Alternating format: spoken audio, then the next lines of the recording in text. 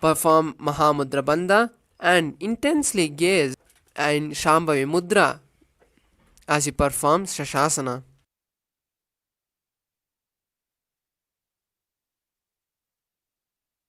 शशासन संस्थितो जानुद्वयमाकुञ्च वारं वारं कर्तव्यं शशासनं भवति.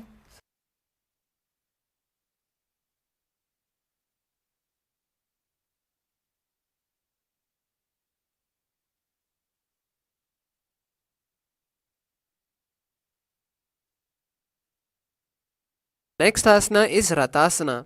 Continue to stay in the same posture as you bring one foot in between of the hands and alternate jumping the foot back and forth. Visualize yourself as a chariot. Perform Sahaja Kumbhaka and Mula Bandha as you continue to hold Shivoham in your throat center.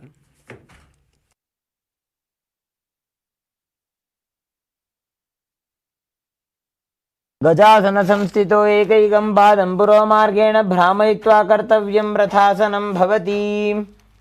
Next asana is Virabhadrasana. Keep one foot flat on the ground, toes pointing forward, and bend that leg at the knee in a 90-degree angle. Extend the other leg back, keeping the knee straight and pointed outwards. Raise the arms parallelly above the head and pull the stomach in and up in Uddiyana Bandha and continue to perform Mula Bandha. Visualize yourself as Lord Virabhadra and perform the Sahaja Kumbhaka, which is the simple breathing, as you gaze at your third eye. वासिष्ठमथ कौण्डिन्यम् ऊर्ध्वकुक्कुटमेव च अष्टावक्रमथोत्थानं मयूरं सेतुबन्धनम्.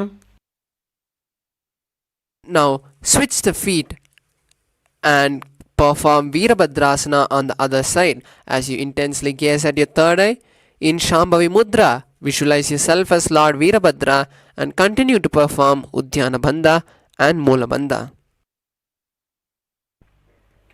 वासिष्ठमथ कौण्डिन्यम् ऊर्ध्वकुक्कुटमेव च अष्टावक्रमथोत्थानं मयूरं सेतुबन्धनम्.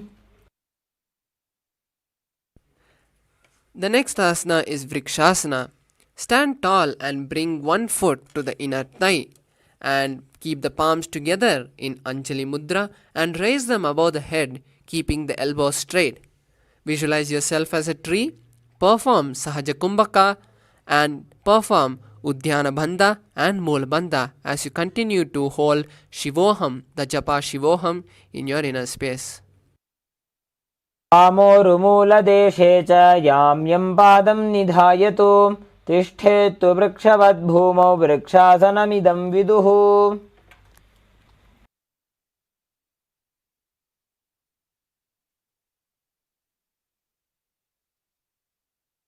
Next asana is Garudasana. From the Vrikshasana posture, bring the raised leg onto the opposite thigh and place the palms in front of the heart in Anjali Mudra, in Namaskara Mudra. As you visualize yourself as Lord Garuda, continue to perform Sahaja Kumbhaka and Mula Bandha. आसनमावक्ष्ये येन ध्यानं स्थिरं भवेत् सर्वदोषाद्विनिर्मुक्तो भवतीह महाबली. Now repeat Vrikshasana on the other side as you stand tall and bring the opposite foot to the inner thigh and raise your hands above your head in Anjali Mudra.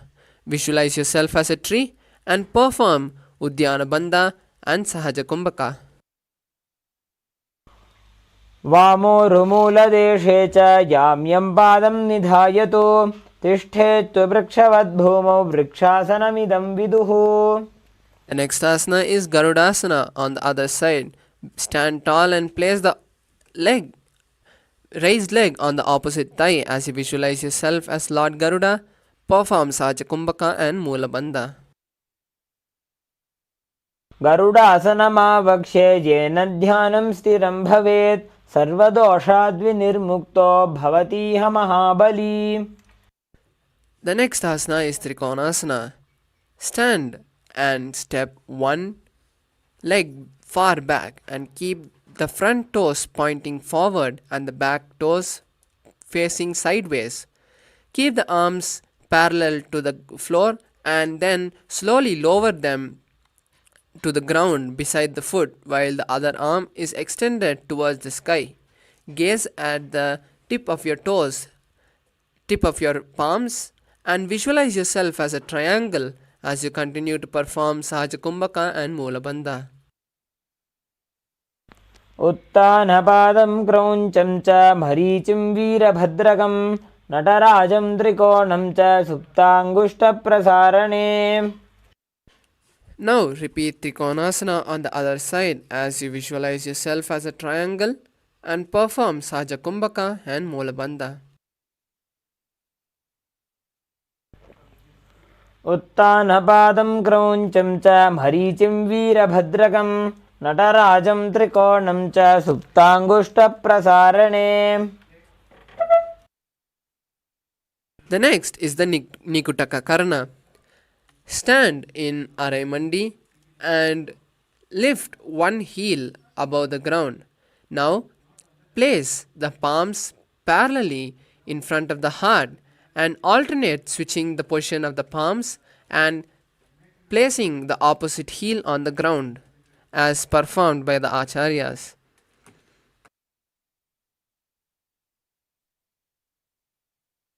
Now we'll be performing the next asana, which is Angushtasana. Lower your body onto the tips of your toes, placing the perineum on the back of the heels. Keep the knees and palms together as you visualize yourself as Swamiji and perform Namaskar Mudra, which is placing your palms together in front of the heart as you perform the new Kumbhaka, which is the Brahmari Kumbhaka, making a buzzing sound as you inhale and exhale, and hold the new japa Sadashivoham in your inner space. कबन्धासनमित्याहुः गोरक्षासनमेव च अङ्गुष्ठमुष्टिकं ज्ञेयं ब्रह्मप्रासादितं तथा. The next asana is Saurasana. From Angushtasana, extend one leg straight out and place the heel down and the toes up.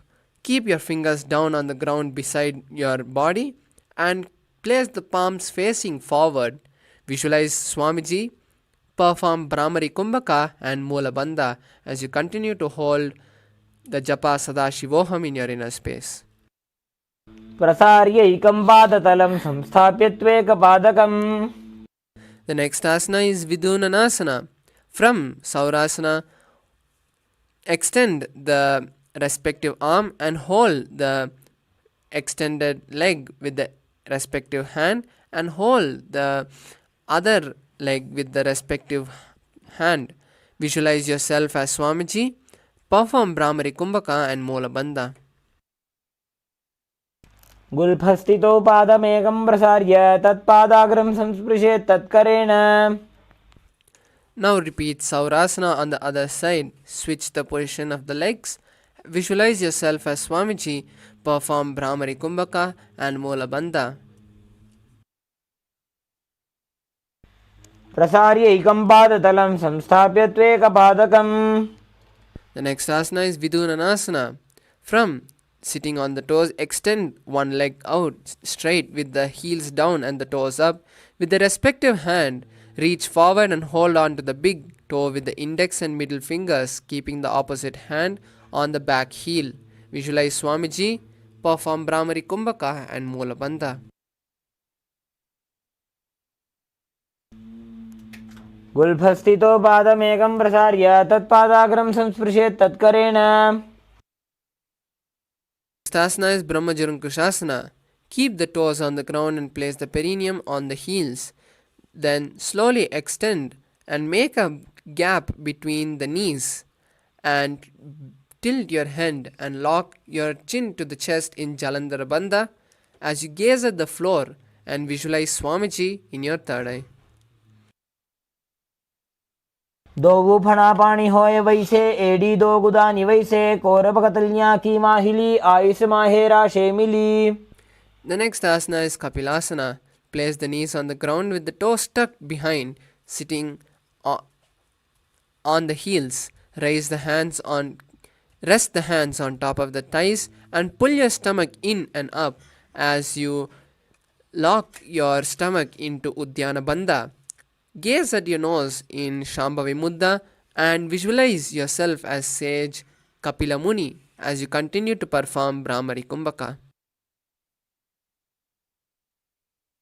उभय पगतली सम टहरावे तिनकी माहिली core मिलावे फना पानी उकड़ होए वैसे एडी दोवो जोनी निवैसे. The next asana is Bhadra Gorakshasana. As you just shift the gaze from the nose to the third eye, continue to visualize yourself as Swamiji performing the Brahmari Kumbhaka and Moola Bandha.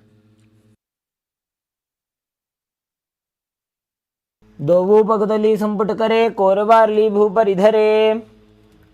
The next asana is Suryasana.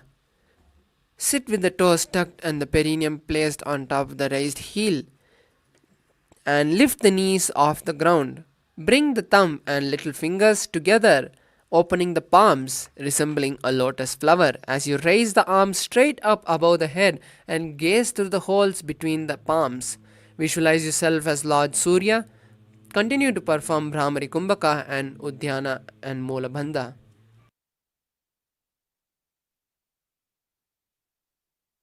एड़ी दो गुदा तरी आने फना पानी बैठक पुनिठाने गोड़ा जंग अधर करी रहे आड़े वाम इसी विधि कहे.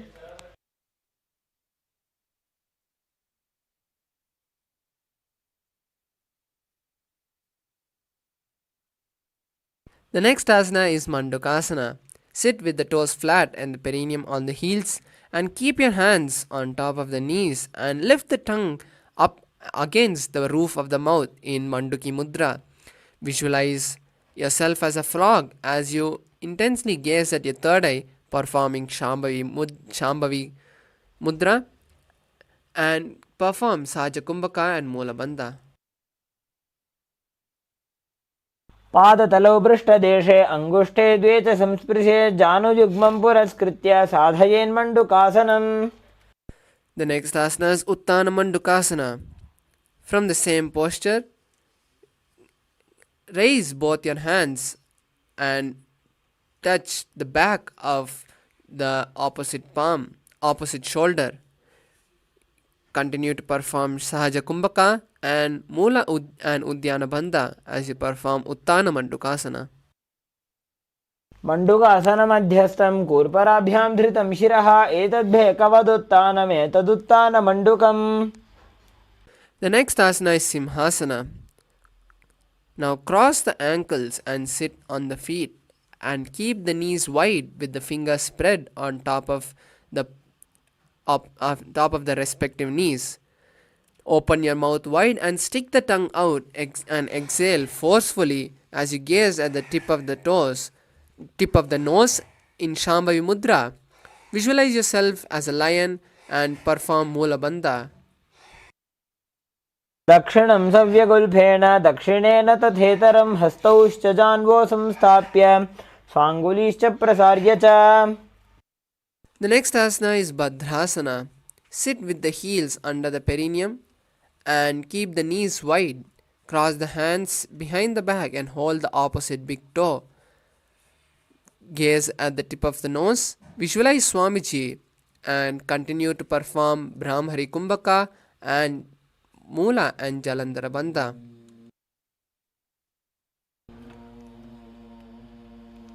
गुल्फौ तु वृषणस्याधो व्युत्क्रमेण समाहितः पादाङ्गुष्टौ कराभ्यां च धृत्वा च पृष्ठदेशतः.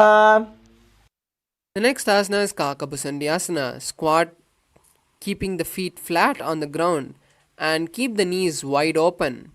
Bring the arms in and around the back, trying to interlace the fingers behind the back. Visualize yourself as a crow. Gaze at the tip of the nose and continue to perform Brahmari Kumbhaka and Moola Bandha as you hold the Japa Sadashivoham.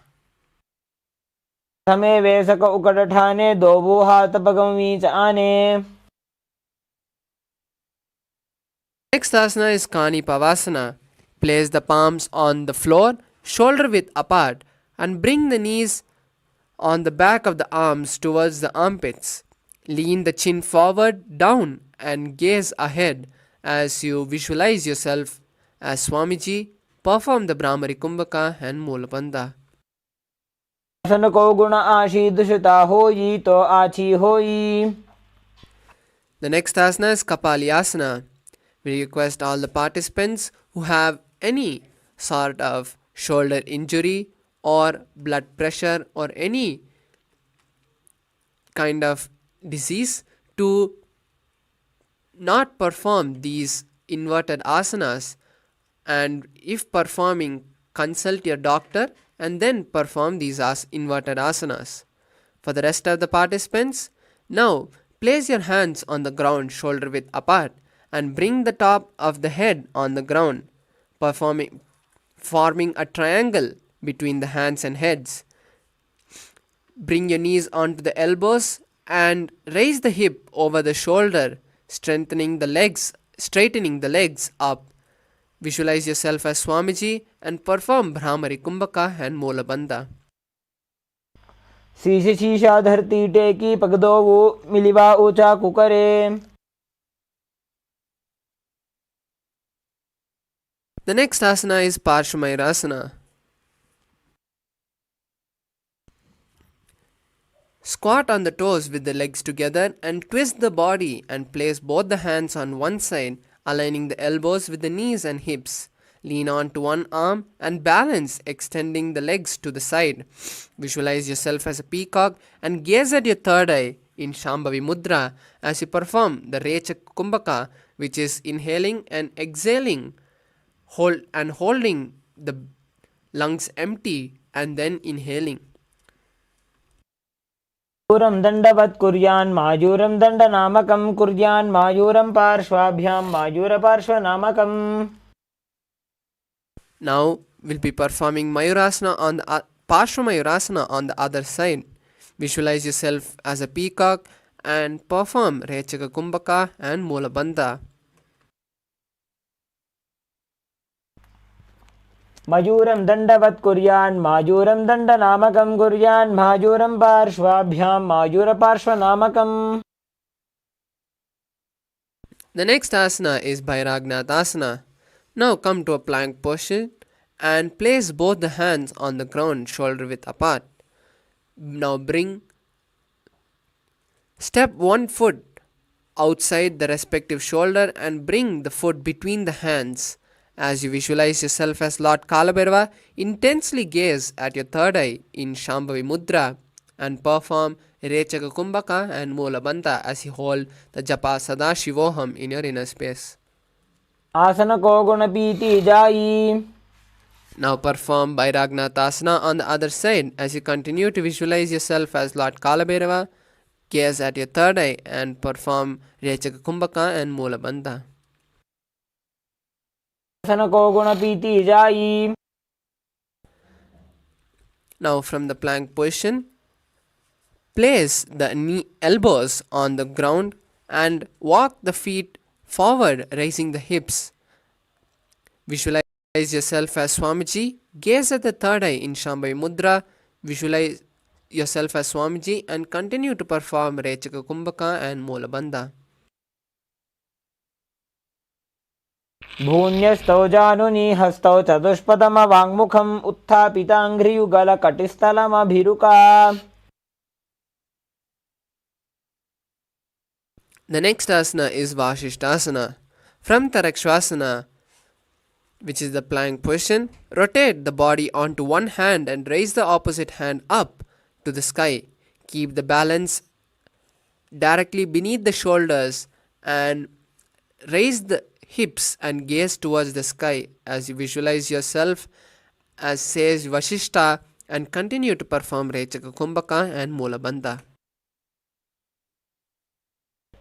ऊर्ध्वकुक्कुटवासिष्ठमरीचिहलमत्स्यकं परिवृत्तिं चोदरस्य विविधं धनुरासनम्.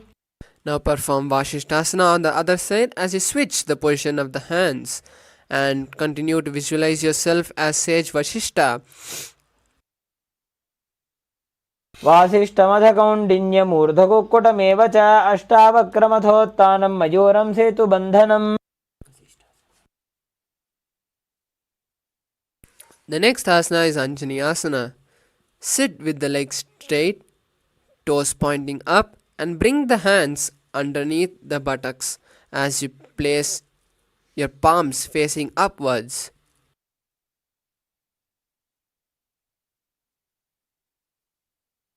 दोऊ करकी उभय हथेली कोरवारली मैले भेली.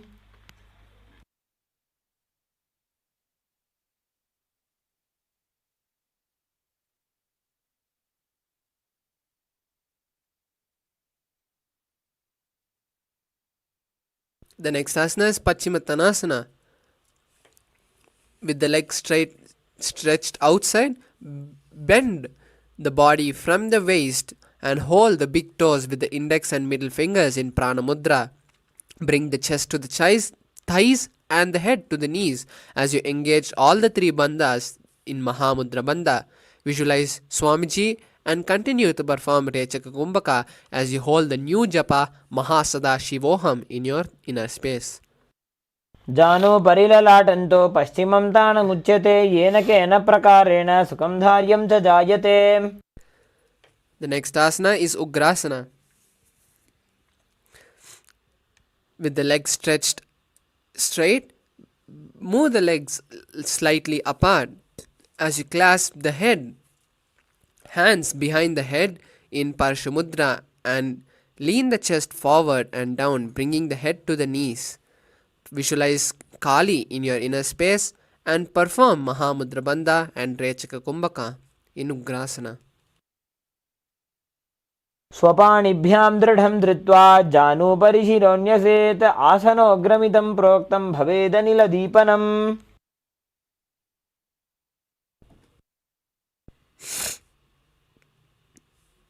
The next asana is Marichi Asana. With the legs extended forward, bring one heel to the perineum and keep that knee raised. Reach the arm in and around the raised knee and hold the hands behind the back and bring the chest to the thighs and head to the knees as you visualize yourself as Sage Marichi and continue to perform Rechaka Kumbhaka and Mola Bandha. उत्तानपादं क्रौञ्चं च मरीचिं वीरभद्रकं नटराजं त्रिकोणं च सुप्ताङ्गुष्ठप्रसारणे. The next asana is Mahamudrasana. From Marichi Asana, let the knee on the ground on the side.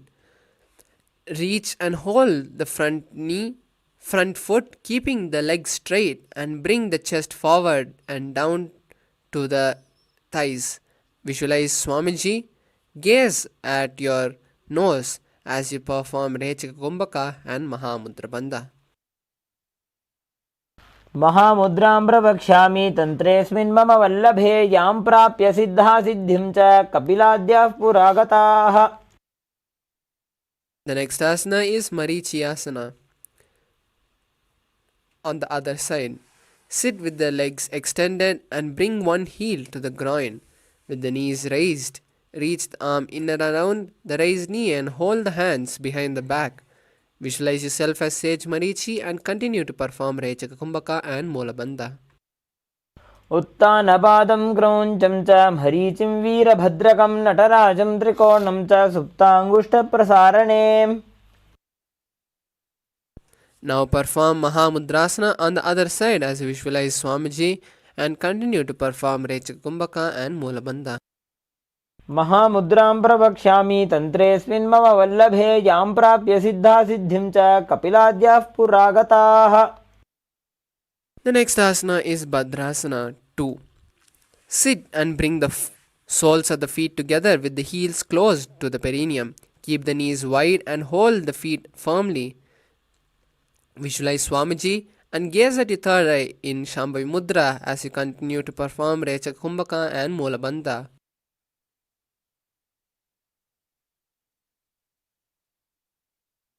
गुल्फौ तु वृषणस्यादः सीवन्त्याः पार्श्वयोः क्षिपेत् पादपार्श्वे तु पाणिभ्यां दृढं बद्ध्वा सुनिश्चलम्. The next asana is Gwalipavasana. From Bhadrasana, extend the feet away from the body and keep the toes together with the heels apart. Visualize Swamiji and continue to gaze at your nose with performing the Jalandhara and Moolabandha.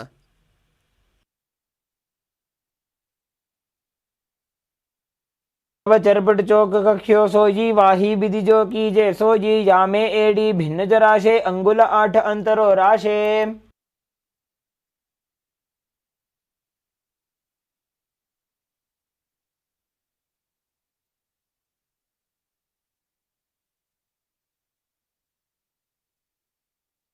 The next asana is Joniasana. From Bhadrasana, sit with and keep the soles of the feet together with the hands close to the perineum. Hold the soles of the feet and lean forward and down, bringing the forehead to the feet. Visualize the Yoni Mandala and gaze at the nose in Joniasana. दोबू पगदली संपुट करे AD made के ढिंग दरे अर्ध हाथ को अंतर राशे लीलाट पगधन्या ऊपर दाशे. The next asana is Midiki Pavasana.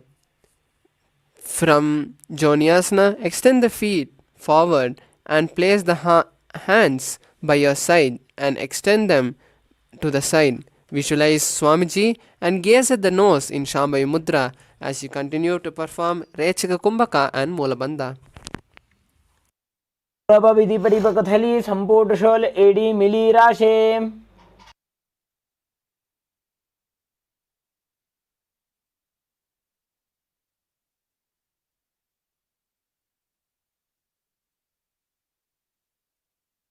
The next asana is Siddha Samadhi Asana.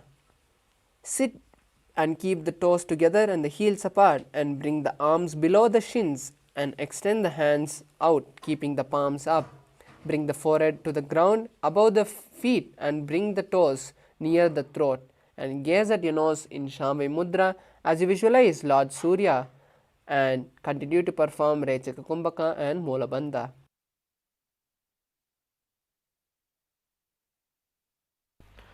दोवो पगदली संपुट करे 16 मेढ़ आगा में धरे अंगुल 8 अंतरो राशे एडी को ऐसे विधि दाशे. The next asana is Chiniki Pavasana. Sit with the heels together and toes apart. Hold the feet and open them up, bringing the soles towards the sky, keeping the back of the hands on the ground.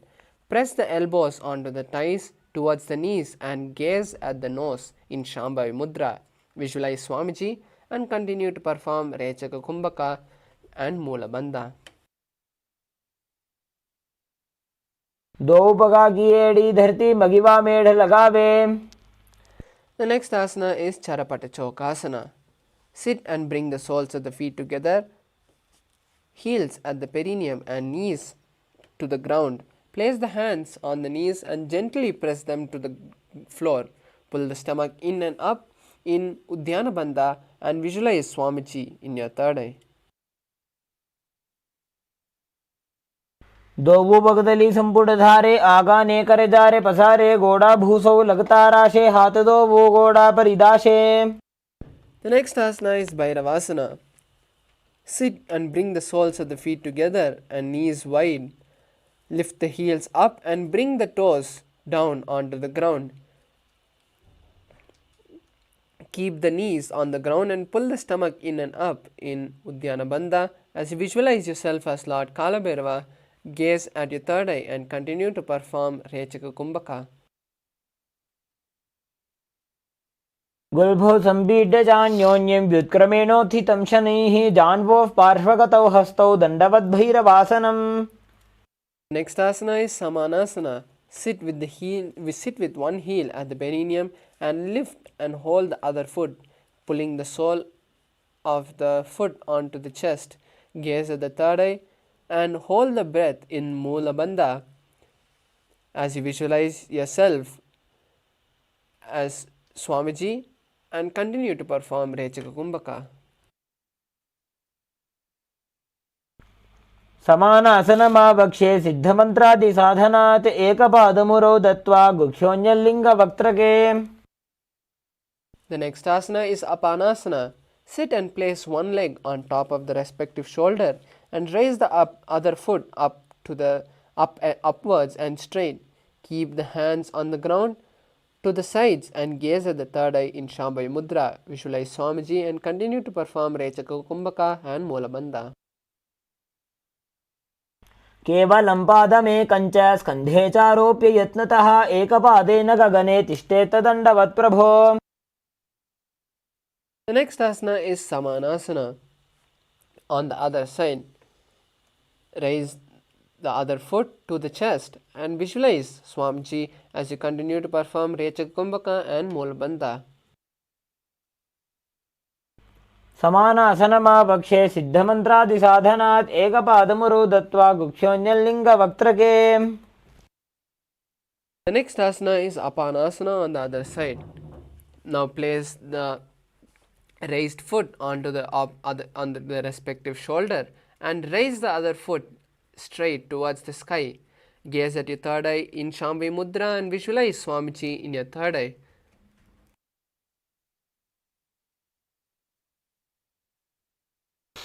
केवलं पादमेकञ्च स्कन्धे चारोप्य यत्नतः एकपादेन गगने तिष्ठेत दण्डवत् प्रभो.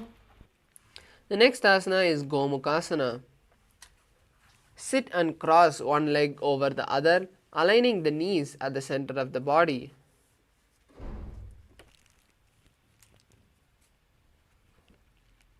With the feet on the opposite hip, place both the hands on top of the stacked knees.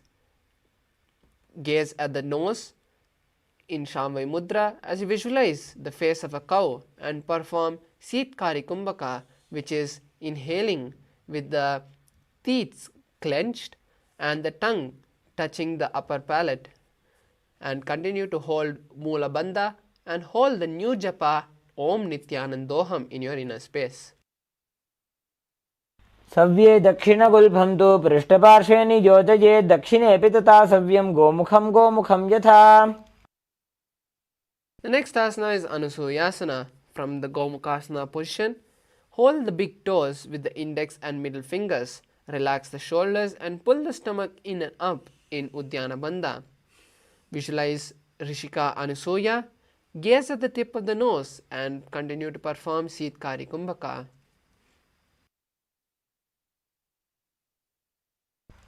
दक्षिण गोडो नीचो ठाने बाहों ताके ऊपर आने.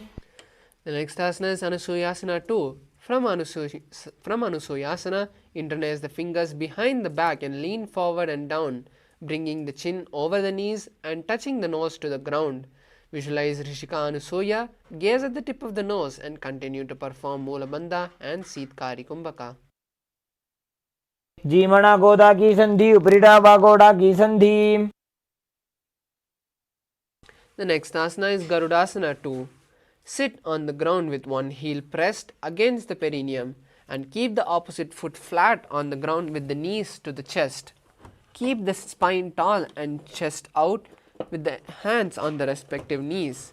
Gaze at the tip of the nose in Shambhavi Mudra and visualize Lord Garuda as you continue to perform Sitkari Kumbhaka and Mula Bandha.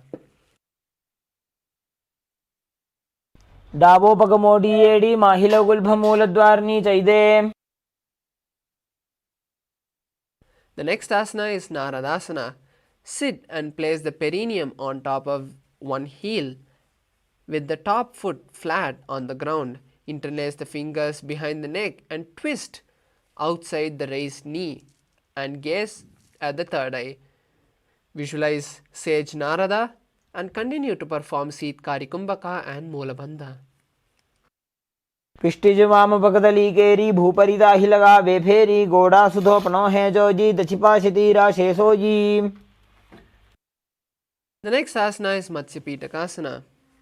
Place one foot on top of the opposite thigh and wrap the respective arm around the knee, holding on to the opposite shin. Extend the other hand straight and hold onto a respective toe with the index and middle fingers in Prana Mudra. Gaze at the tip of the nose. Visualize Matsya, the fish avatar of Lord Vishnu. Continue to perform the Sitkari Kumbhaka and Mula Bandha as you hold the japa Om Nithyanandoham in your inner space. वामेन वामाङ्गुष्ठन्तो गृहीतं मत्स्यपीठकं योनि वामेन सम्पीड्य मेढ्रादुपरि दक्षिणम्. The next asana is Gomukhasana on the other side. Now stack the opposite feet at the center of the body with the feet by the opposite hips and interlace both the hands on top of the stacked knees. Visualize a face of a cow. Gaze at the tip of the nose in Shambhavi Mudra and continue to perform Sitkari Kumbhaka and Mulabandha. सव्ये दक्षिणगुल्फं तु पृष्ठपार्श्वे नियोजयेत् दक्षिणेऽपि तथा सव्यं गोमुखं यथा. Next asana is Anusuyasana on the other side. From Gomukhasana, hold the big toes with the index and middle fingers and perform Uddiyana and Mulabandha as you visualize yourself as Rishika Anusuya.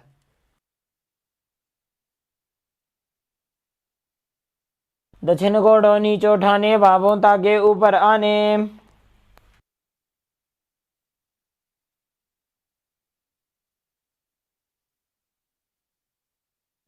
The next asana is Anusuyasana 2.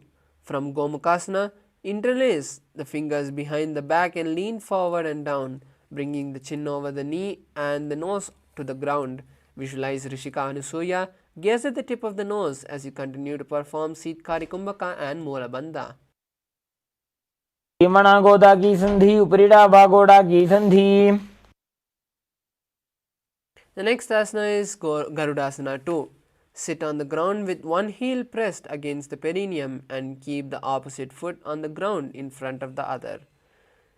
Keep the spine tall and the chest out with the hands on respective knees. As you gaze at the nose in Shambhavi Mudra, visualize yourself as Lord Garuda and continue to perform Sitkari Kumbhaka and Mulabandha. दावो पगमोडी एडी माहिलो गुल्फमूल द्वारनी चैदे.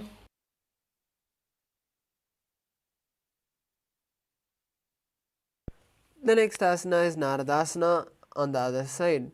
Sit and place the perineum on top of one heel with the top foot flat on the ground.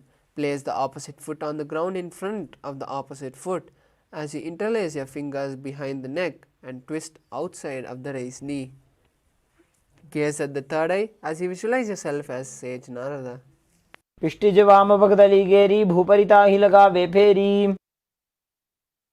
The next asana is Matsya Pitakasana on the other side. Place one foot on top of the opposite thigh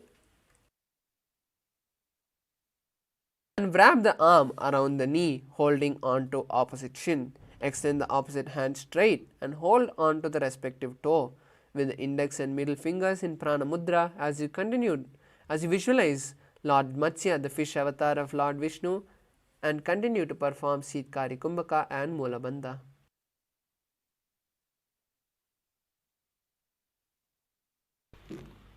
women वामांगुष्ठन्तो गृहीतं मत्स्य पीठकं योनि वामेन संपीड्य मेढ्रादुपरि दक्षिणम्. The next asana is Matsyendrasana. Place one foot on top of the opposite thigh and place the opposite foot on the ground on the far side of the opposite thigh. Twist and bring the elbow outside the raised knee and keep the raised arm by the neck and turn the head back and gaze at the third eye in Shambhavi Mudra.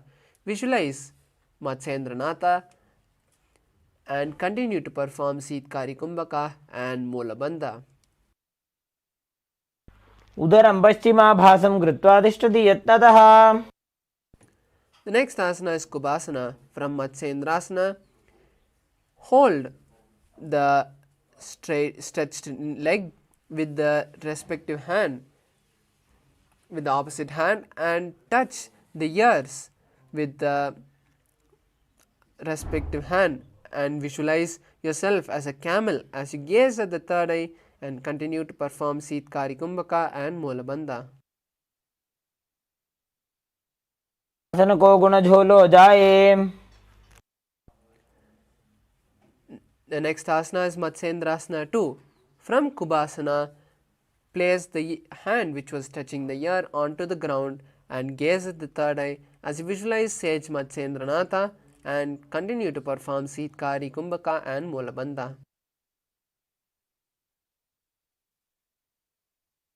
Matsyendra पीठं जठर प्रदीप्तिं प्रचंड रुक्मंडल खंडनास्त्रम्. Now perform Matsyendrasana on the other side. Place one foot on top of the opposite thigh and the opposite foot on the ground on the far side of the opposite thigh. Twist and bring the elbow outside of the raised knee and keep the raised arm by the neck and turn the head and gaze at the third eye. Visualize Sage Matsyendranath and continue to perform Seethkari Kumbhaka and Mulabandha. उदरं पश्चिमाभासं कृत्वा तिष्ठति यत्ततः नम्राङ्गं वामपादं हि दक्षजानुपरिन्यसेत्. Now hold the leg, stretched leg, with the hand which was touching the ears, and with this hand which was on the behind touch the opposite ears.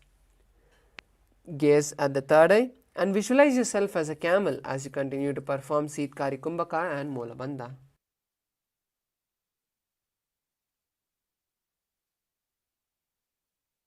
आसन को गुण झोलो जाए. The next asana is Matsyendrasana 2.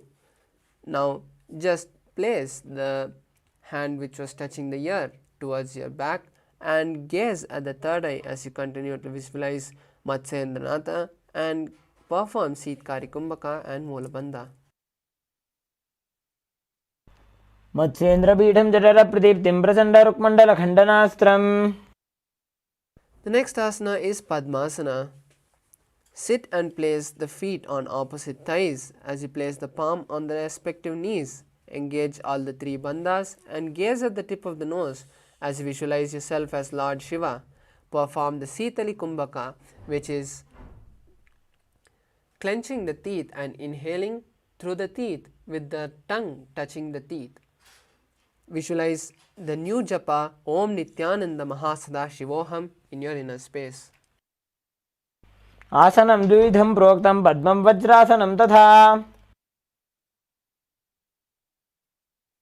The next asana is Padmasana 2. From Padmasana, hold the respective big toes with the index and middle fingers in Prana Mudra as you visualize Goddess Parvati and gaze at the tip of the nose.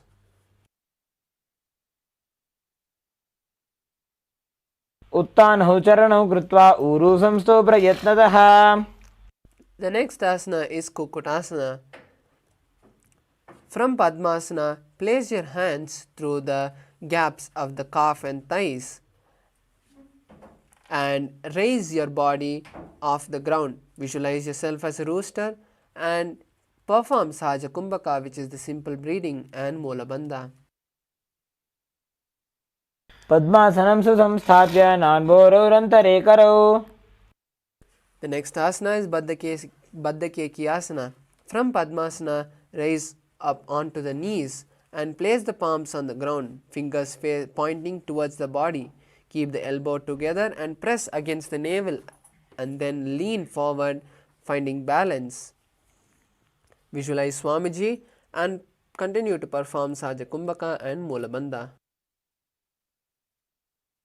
धरामोष्टभिकरद्वयेन तत्कोर्परिस्थापितानाभिपार्श्वः. The next asana is Mayurasana.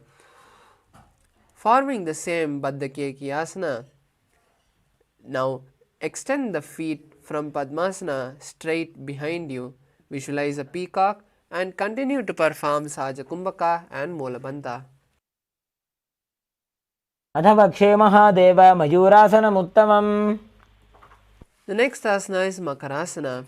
Lay down on the stomach with the feet pointing outward and forehead on the mat.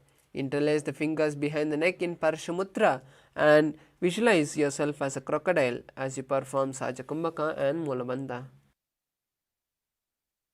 अध्यासशेते हृदयं निधाय भूमौ च पादौ च प्रसार्यमाणौ.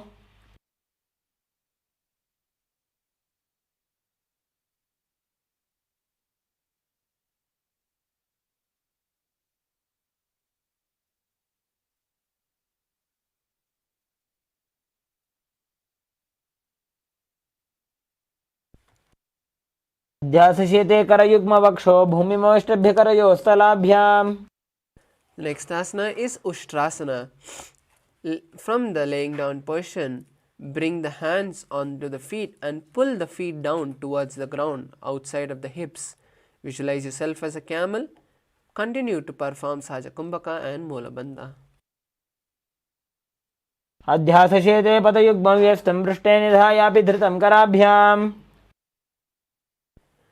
The next asana is Dhanurasana. From Ushtrasana, tighten the grip on the feet and kick the legs back and up, simultaneously lifting the chest off the ground and raising the head.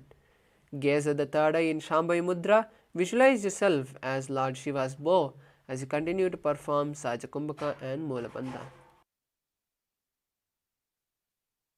सार्यपादौ भुविदण्डरूपौ करोच पृष्ठे धृतपादयुग्मम्.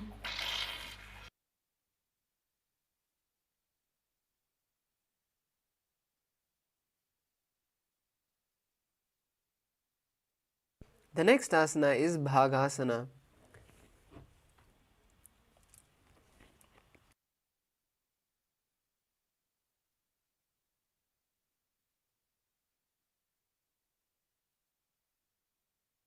Sit between your heels with the feet flat and the head, neck and spine in a straight line. Place your palms on top of your thighs as you visualize yourself as Swamiji and gaze at the third eye in Shambhavi Mudra. उल्टा मोड़ी पाव दो पैसे बहुरो जुगति करे एक ऐसे. The next asana is Gohyasana. Again, we request all the participants who have any neck or back injuries or any sort of heart related issues to not perform these inverted asanas. And if you want to perform, consult a physician or a doctor before you perform these inverted asanas. For the rest of the participants, now from the kneeling position, place the forearms on the ground, fingers interlocked, and the elbows placed with the shoulder width apart. Place the top of the head on the ground, holding the back of the head with the hands, and walk your toes forward until the hip align with the shoulders, and then lift the feet up, keeping the knees bent towards the chest, touching the chin. Gaze at the nose and visualize Swamiji as you perform Sahajakumbhaka and Molabandha. Hold the new japa Om Nithyananda Paramashivoham. वो हाथ की कहुनी जोई पुनः कलाई जाने दोई. The next asana is Shirasasana. From Gohyasana, now straighten the feet up and continue to hold the balance as you visualize Swamiji and gaze at the tip of the nose in Shambhavi Mudra. प्रीतं मण्डलं च द्विधैव विदितं हिनः.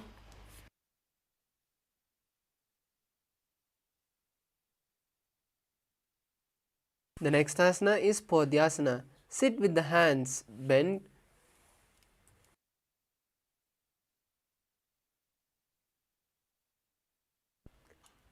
Sit with the hands behind the calves and stretch the legs up. Bring the forehead to the knees and come to a vertical position with the legs. Visualize Swamiji and perform Bhastrika Kumbhaka, which is the intense exhalation. दो हाथ पग बाहर आने घोड़ा तरे का कसी ठाने.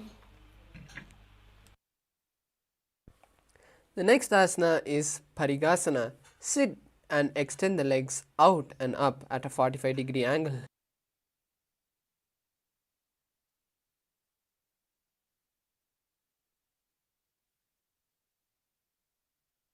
Chest upright and straight with the toes pointed. Visualize yourself as a mace and perform Bhastrika Kumbhaka. उत्तानशयनं कृत्वा पादौ मिलित्वा प्रसार्य. Next asana is Naukasana. Sit and extend the legs out, up and up at a 45-degree angle. Bring the elbows down, or you can keep your hands straight. Visualize yourself as a boat and gaze at the third eye in Naukasana. उत्तानशयनं कूर्पराभ्यां भूमिं वष्टभ्याम्.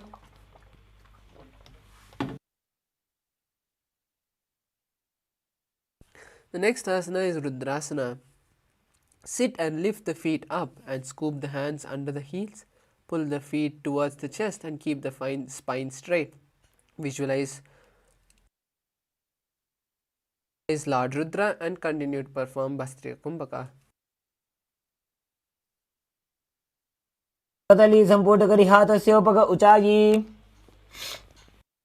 The next asana is Unmukha Pirasana 2. Lay down on the back with the feet on the ground and place the palms down and the fingers just touching the back of the heels. Lift the hips up high, pressing the feet onto the ground and gaze at the nose. Visualize Swamiji and perform Jalandhara Bandha. ऊर्ध्वे च जानुनी कृत्वा शवित्वोर्ध्वमुखं तथा. The next asana is Shavasana. Lay down on the back with the palms facing upwards and completely unclutch from your body. Visualize your body is dead and the SPH is liberating you. Perform Shakti Chalana Mudra, which is pulling the Kundalini from the Mooladhara to the Sahasrara.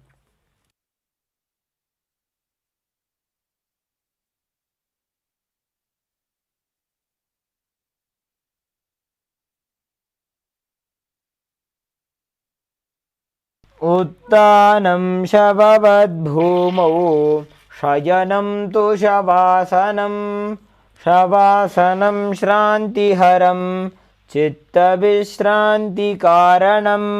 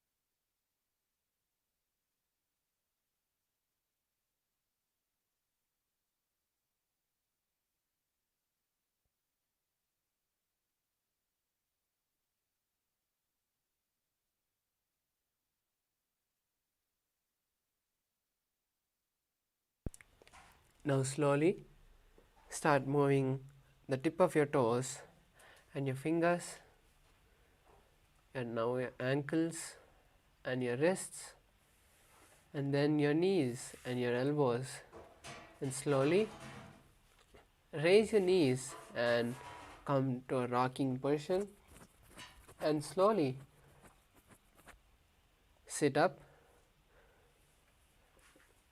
Congratulations to all the participants, as we have completed the first 108 asanas, which is the Prathama Vinyasa Krama.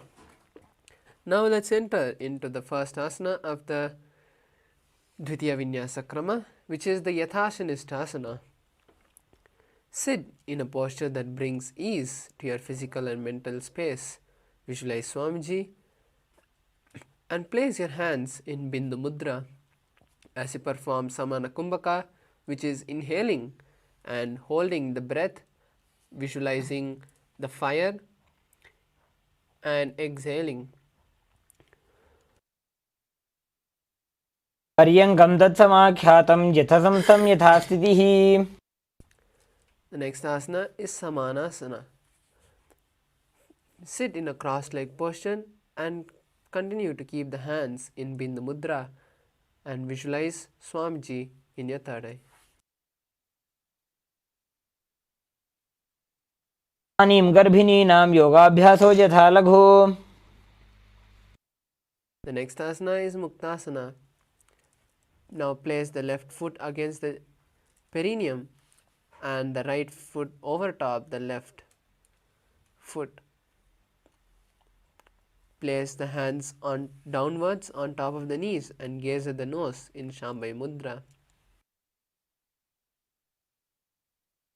निपीड्य सीविनीं सूक्ष्मां दक्षिणेतरगुल्पतः. The next asana is Siddhasana. Continue to maintain the same position as Muktasana and just switch the gaze to the third eye.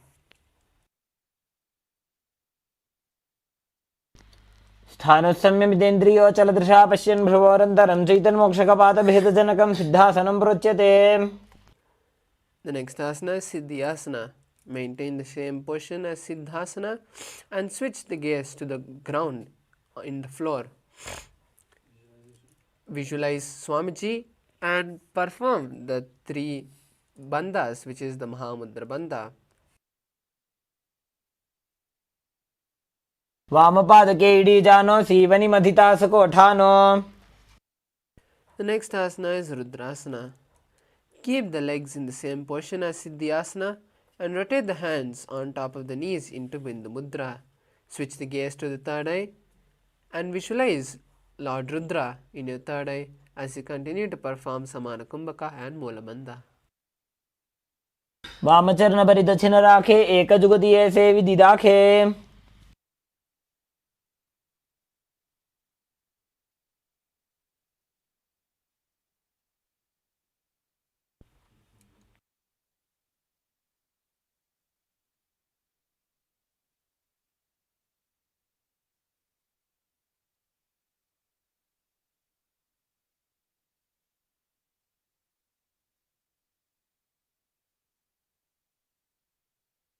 The next asana is Santadonasana. Maintain the same position as Rudrasana too and visualize yourself as unshakable nature. Gaze at the tip of the nose and continue to perform Samana Kumbhaka and Mula Bandha. सन की गुण मन की चंचलता मीटे.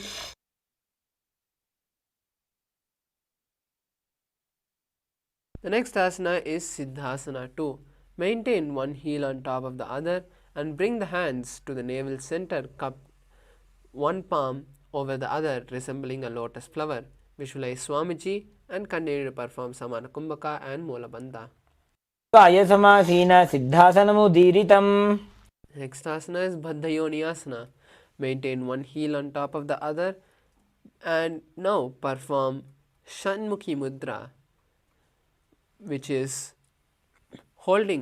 locking the mouth with the index, with the little and ring fingers, closing the nose with the index finger, with the middle finger, and closing the eyes with the index finger and closing the ears with the thumb. यत्र मध्ये महादेव बन्धयोन्यासने शृणु. The next asana is Virasana. Place one foot on the thigh of the other foot and place the other foot under the opposite thigh. Touch the thumbs and index fingers with the in Bindu Mudra as you visualize the state of bravery. एकं पादमधैकस्मिन् विन्यस्योरुणि संस्थितः. Next asana is Valmikasana.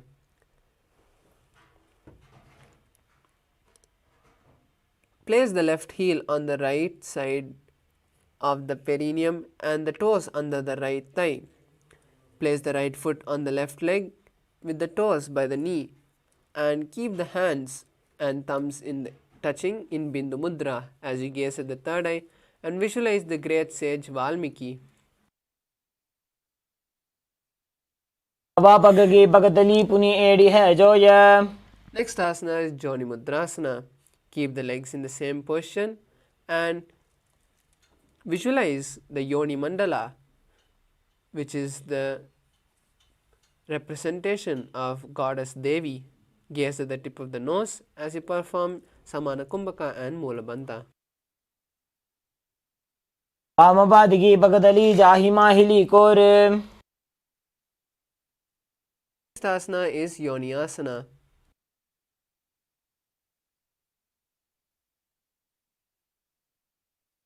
Keep the feet and hands in the same position and visualize the Yoni Mandala, which is the visual representation of Devi Paramashiva Shakti. Gaze at the third eye as you continue to perform Samana Kumbhaka and Mulabandha. योन्यासनं पर्वतेन योगं योगफले नीलं तत्कालफललं तावत् खेचरो यावदेव हि. Next asana is Bhadrasana 3. Sit and bring the soles of the feet together and hold the feet with both the hands. Bring the knees to the ground as you visualize yourself as Lord Veerabhadra and gaze at the tip of the nose as you perform Uddiyana and Mulabandha. गुल्भौ च वृषणस्याधो सीबन्त्याः पार्श्वयोः क्षिपेत्. The next asana is Aghorasana. From the same position of Bhadrasana, keep the soles of the feet together at the perineum and press your tongue against the roof of your mouth. With the right hand, cover your mouth and close the left nostril with the index finger and inhale through the right. Then close both the nostrils and hold the breath and exhale through the left nostril. Visualize yourself as an Agori and continue to perform this Kumbhaka, which is called Abhyantra Kumbhaka. पूर्वकहो अभिश्रिका Joji वाही विधि जोगी जैसो जी.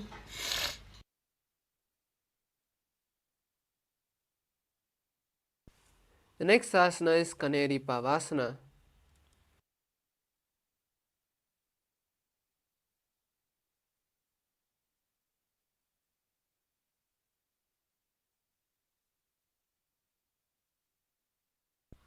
Now place your elbows on the soles of the foot and place your chin on top of your palms. Visualize yourself as a female elephant drinking water and gaze at the nose as you perform Rechaka Kumbhaka, which is inhaling and exhaling, completely emptying your stomach and holding the lungs empty for a comfortable period of time and then inhaling again. वाली पाव आसन कख्यो है जैसे Yahoo में जाने विधि तैसे. Next asana is Parasana. Sit with the knees raised and arms between the thighs and calf. Interlace the fingers and lift the feet off the mat. Visualize Swamiji and gaze at the nose as you continue to perform Rechaka Kumbhaka and Mulabandha. ऊर्ध्वं रेचयेत् वायुं मृदुनिश्वाससंयुतम्. The next asana is Gopi Chandasana. Now interlace the fingers around the feet with the soles together and lift the toes, heels off the ground and place them on the chest. Visualize the state of and space of a king and gaze at the nose. पूरव विधिपका का अंगूठा कंठकूपराशे. The next asana is Uttarasana. From the same position, now place the chin on top of the soles of the feet and visualize your body free from any defects as you continue to gaze at the tip of your nose and perform Rechaka Kumbhaka and Mula Bandha. ऊपकतली संपुटटाने उभयहस्तकरयुरदहिताने. The next asana is Vishishtasana. From that same position, now lift the feet above the head and visualize yourself excelling in everything as you perform Rechaka Kumbhaka and Mula Bandha. दो ऊपकतली जोड़ी संपुट करे.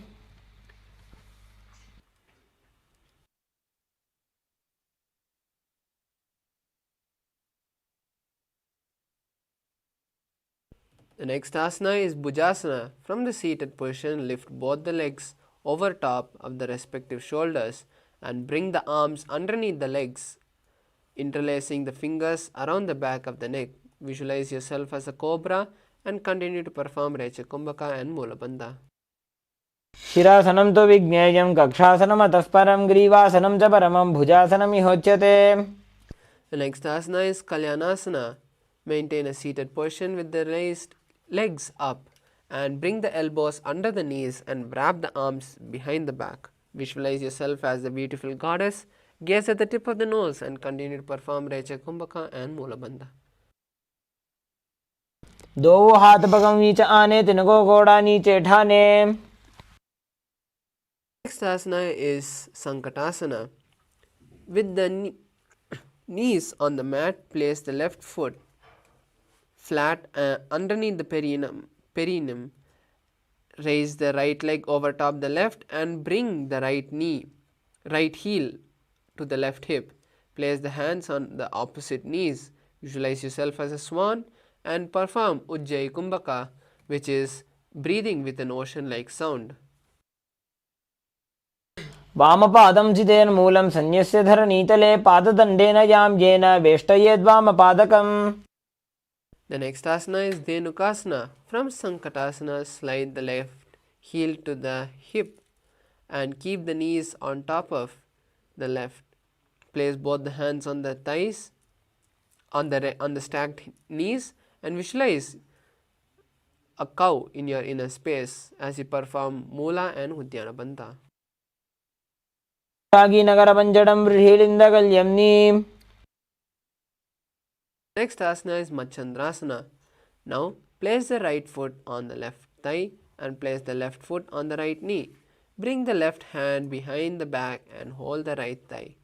Place the right hand on the left thigh and twist the body gazing at the third eye. Visualize Swamiji. Continue to perform Ujjayi Kumbhaka and Mula Bandha.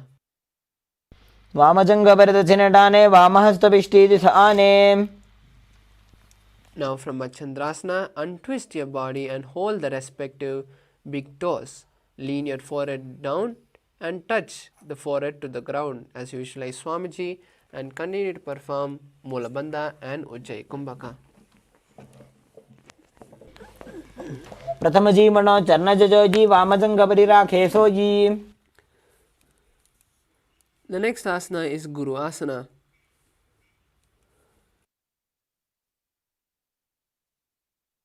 Maintain the same position and interlace the fingers and place them on the top knee. Visualize Swamiji and perform Mahamudra Bandha. गुरुमूले इतरपादस्य कनिष्ठिका प्रदेशगुल्भं संस्थाप्य. The next asana is Sankatasana on the other side. Now sit on the opposite heel and bring the opposite leg on top of that knee. Stack the knees into the center of your body and place the hands on opposite knees. Visualize yourself as a swan and continue to perform Ujjayi Kumbhaka and Molabandha. वामपादं चितेर्मूलं सन्न्यस्य धरणीतले पाददण्डेन यां येन वेष्टयेद्वामपादकम्. The next asana is Dhenukasana. Now slide the heel from the under of your perineum to the side of your hip and stack the knees on top of each other. Place both the hands on top of the stacked knees and visualize a cow in your inner space as you perform Mula and Uddiyana Bandha. अनुशाकीनगरपञ्चडं वृषेलिन्दकल्यम्नी. Next asana is Machandrasana. Now place your right foot on the left thigh and the left foot on the right knee and twist your body holding the opposite thighs. Visualize Swamiji, gaze at the third eye and continue to perform Ujjayi Kumbhaka and Molabandha. वामजङ्घभरदचिनटाने वामहस्तपिष्टीदिश आने. The next asana is Machandrasana 2.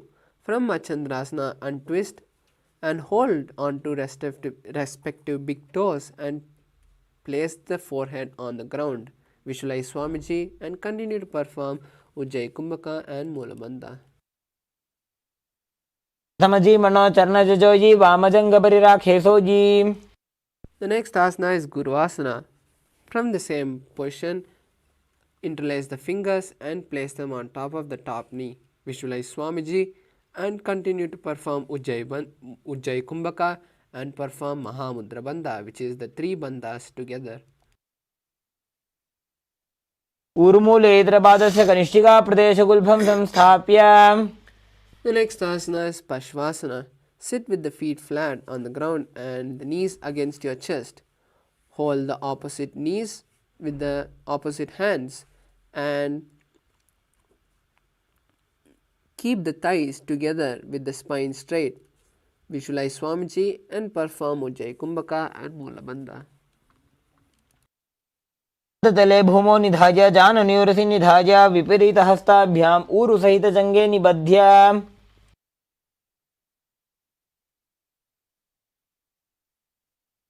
The next asana is Bodha Shokasana.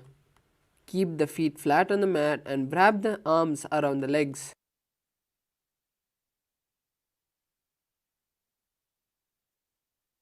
Hold the opposite wrist and place the chin onto the knees. Visualize being in an abode of bliss and continue to perform Ujjayi Kumbhaka and Molabandha. वो पगदली भूपरिधरे कोरमाहिलिये शेखरे.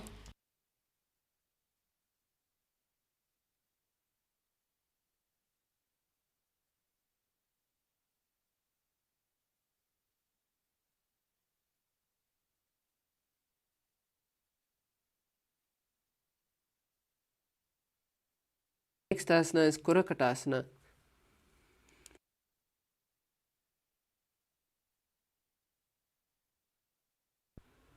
From the same position, place the arms under the knees.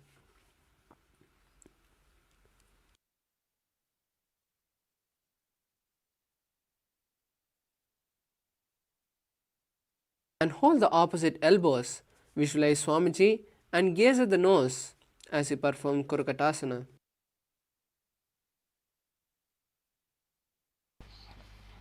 दो हाथ पग बाहर ल्यावे घोड़ा नीचे ले टहरावे.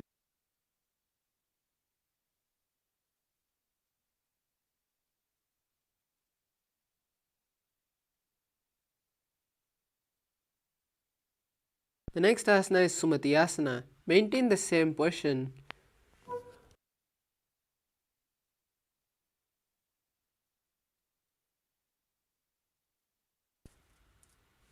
And cross the feet and keep the toes pointing upwards. Visualize the great sage Sumati and perform Sumati Asana.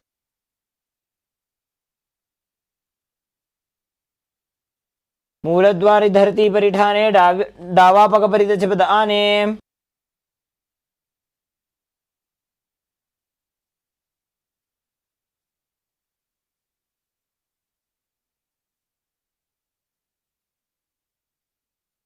The next asana is Dandasana.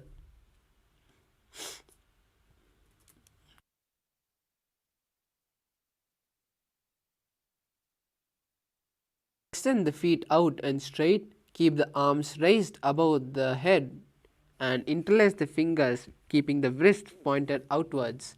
Engage all the three bandhas and visualize Swamiji in your third eye.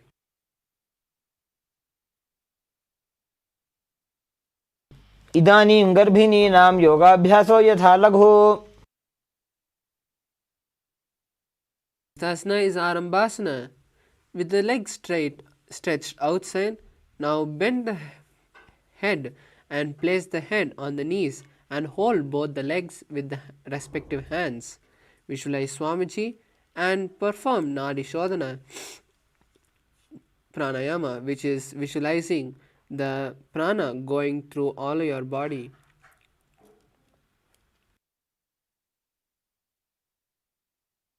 दोवू पग मिलिवा पसारी पगा का अंगूठा पकड़ी लीलाट घोड़ा लगावे. Next asana is Bidokasana. Sit with the legs straight and extend the knees straightly apart. With one hand distance between the heels, bring the shoulders down and wrap the hands in and around the legs. Hold the soles of the feet and visualize Swamiji as you perform Bidokasana. प्रथम बेसी दो पाव पसारी कछक उर्द को कुरडो डारे. Asana is Jalandhari Pavasana. Extend both the legs out with the heels together and place the chin and on the heels. Insert the hands below the legs and keep the elbows together on the ground with the fingers and palms facing upwards. Visualize Swamiji, gaze at the nose and perform Jalandhari Pavasana. दोवू एड़ी में लिखे दीजिए हाथ पसारी. Asana is Urdhva Paschimottanasana. Sit and extend both the legs out. Lift one foot behind the neck and lean forward and down as in Paschimottanasana. Visualize Swamiji and perform Urdhva Paschimottanasana. पश्चिमतानव संस्थितिं कृत्वा एकं पादं ग्रीवायां धृत्वा तिष्ठेत्. ऊर्ध्वपश्चिमतानं भवति. Asana is Anantasana. Lie on the back and lift the right leg behind the neck and keep the left hand holding the foot from the top. Straighten the body and concentrate on the prana moving from the Mooladhara through Brahmarantra. Visualize yourself as the infinite one and perform Anantasana. उत्तानशयनी एकैकं Pai ग्रीवायां विन्यस्य. Asana is Ankushasana. From Anantasana, rest on the elbow of the hand holding the foot. Visualize feeling complete control and perform Ankushasana. उत्तानशयित एकैकं पादं ग्रीवायां कुर्वन्. Asana is Drishasana. Lie on the back and bring the knees to the chest and encircle the hands, thighs and calves with the arms. Roll from left to right as you visualize Swamiji.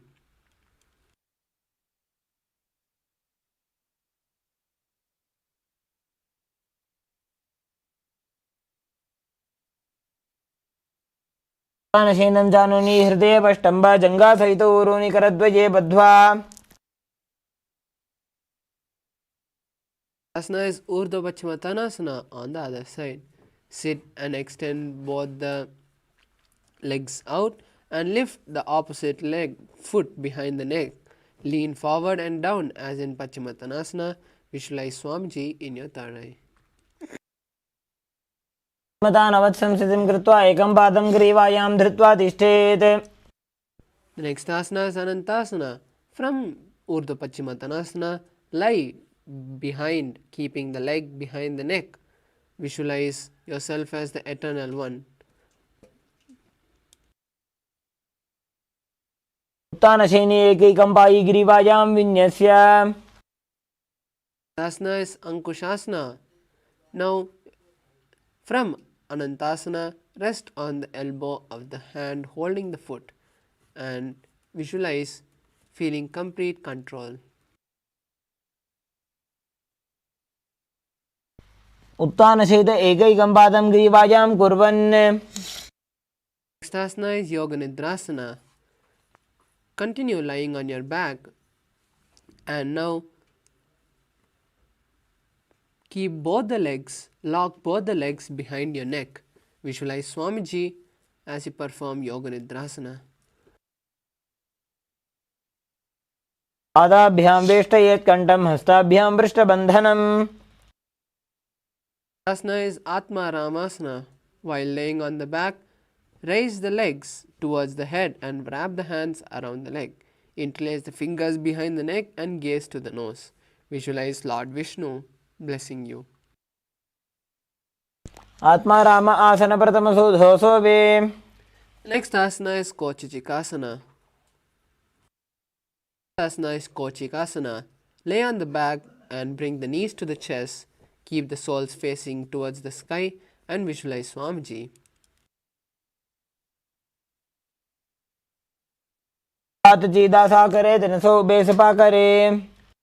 The next asana is Jatara Pravritti. There we'll be now performing the 3 variations of Jatara Pravritti on both the sides. The first Jatara Parivritti 1. Lay on the back with the knees to the chest and the arms to the side at the shoulder level. For Jatara Parivritti 1, keep one knee bent to the ground and the other leg straight.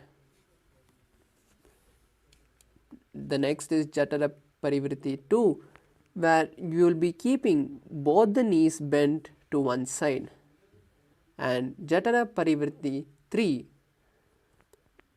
now both the legs straight to one side and hold the legs with one hand and place the head on towards the opposite side and gaze at the opposite direction.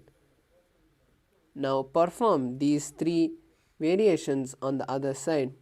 First, bring the legs back and place them on the chest.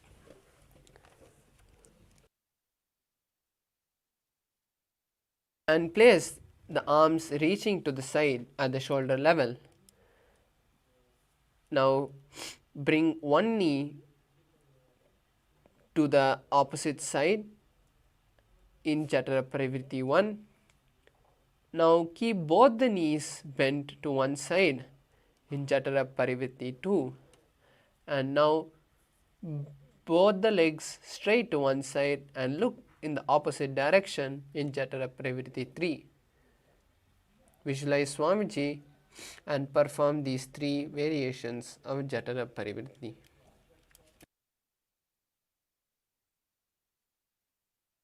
परिवृत्ते कुक्षे भागे त्रिधा हि परिकीर्तितः बद्धकोणं सुप्तकोणं ऊर्ध्वकोणमथापि च. The next asana is Dvipadapitam. Lie on the back and bend the knees and place the feet flat on the ground. Hold the ankles and lift the hip up. Gaze at the nose as you visualize yourself as a sturdy bridge. प्रतिक्रियायुतं द्वन्द्वपीठ सर्वबलप्रदम्.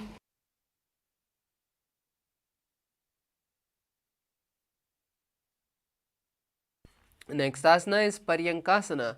Lie on the back and place the feet flat on the mat and bring the arms over the head and place the hands flat on the mat as well with the fingers pointing towards the feet. Visualize yourself as a sturdy stone furniture.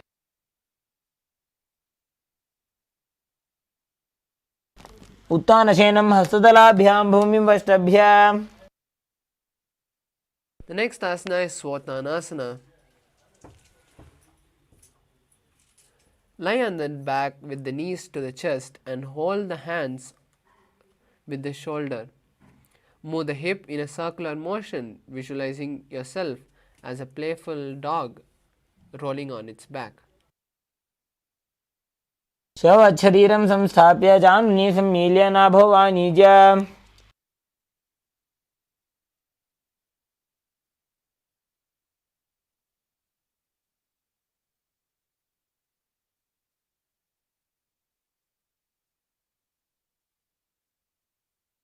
The next asana is Viparita Karani.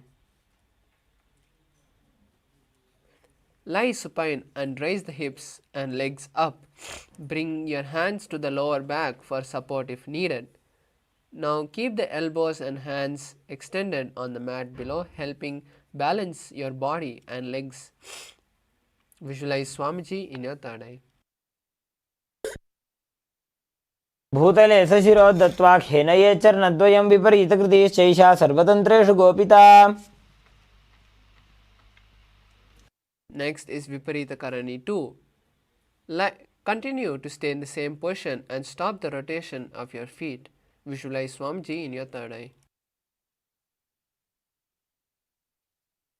करणी विपरीताख्या सर्वाधिव्याधिनाशिनी नित्यम् अभ्यासयुक्तस्य जाठराग्निविवर्धनी. Next asana is Langalasana. From Viparita Karani, just lower your legs behind your head and keep your hips above your shoulders. Visualize yourself as a plow in Langalasana. नरकासने स्थित्वा नासिकाप्रदेशे भूमपादपृष्ठे स्थाप्य. Next asana is Saita Paschimottanasana. Lie on your back and keep the legs over your head with the toes pointed to the ground. Keep the thighs to the chest and hold the toes with the arms straight. Visualize Lord Paramashiva in your third eye. अनं शयित्वात् कुर्वीता शयितपश्चिमतानकम्.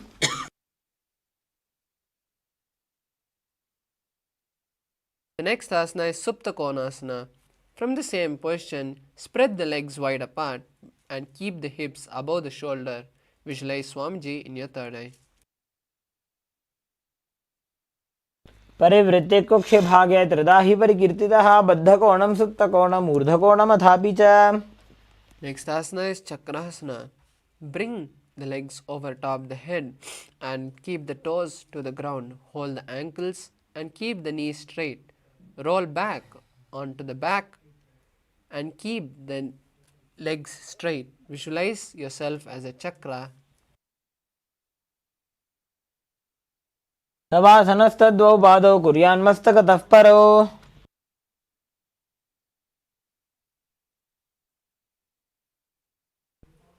The next asana is Supta Prasirita Padangushtasana. Lay on the back with the legs vertical and hold the toes in Prana Mudra and open the legs wide. Visualize Swamiji in your third eye. उत्तानपादं क्रौञ्चं च मरीचिं वीरभद्रकं नटराजं त्रिकोणं च सुप्ताङ्गुष्ठप्रसारणे. The next asana is Supta Padangushtasana. Lie on the back with the legs extended straight up and hold the big toes in Prana Mudra as you visualize Swamiji in your third eye.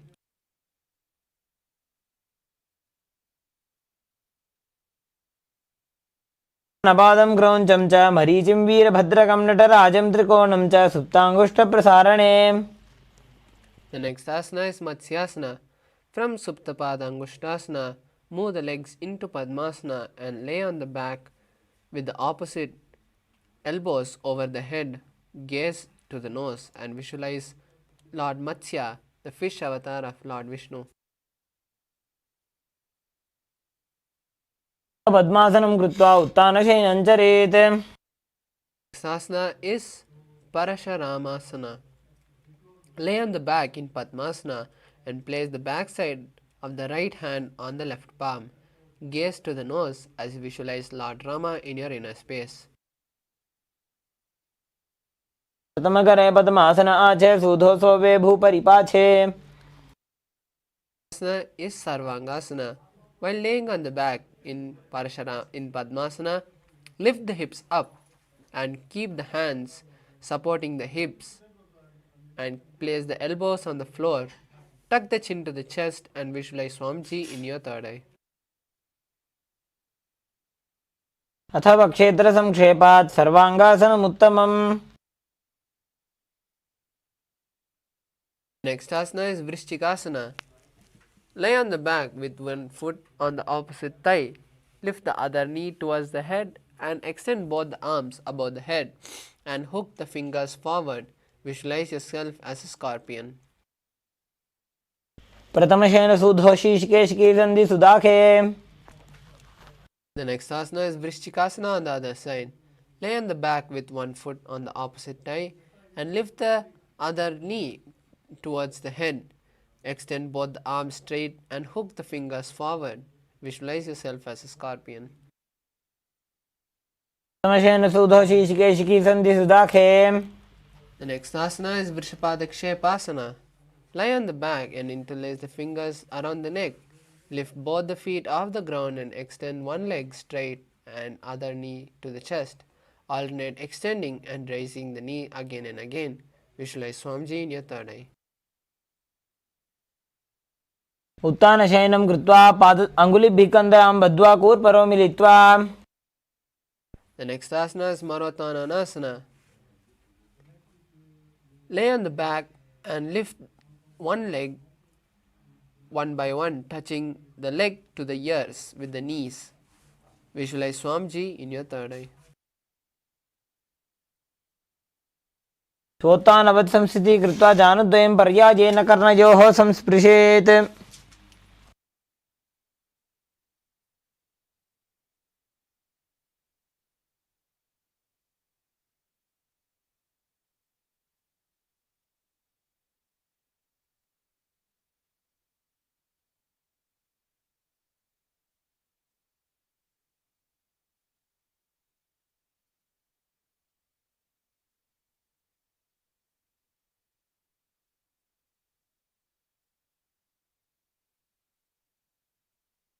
Next asana is Vrikasana. While laying on the back, place the soles of the feet flat on the ground and stand up and sit back down. Visualize yourself as a wolf. अथ उत्तानशयनं कृत्वा पादतलाभ्यां भूमिं धृत्वा.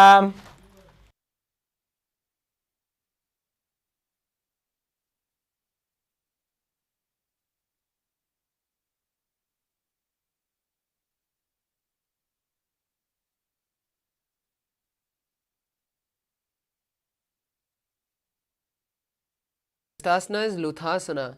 Lay on the back and quickly throw the legs above the head, completely rolling over. Finish in a prone position and repeat again. Visualize Swamiji in your third eye. उत्तानशयनं पादौ शिर उल्लङ्घ्य.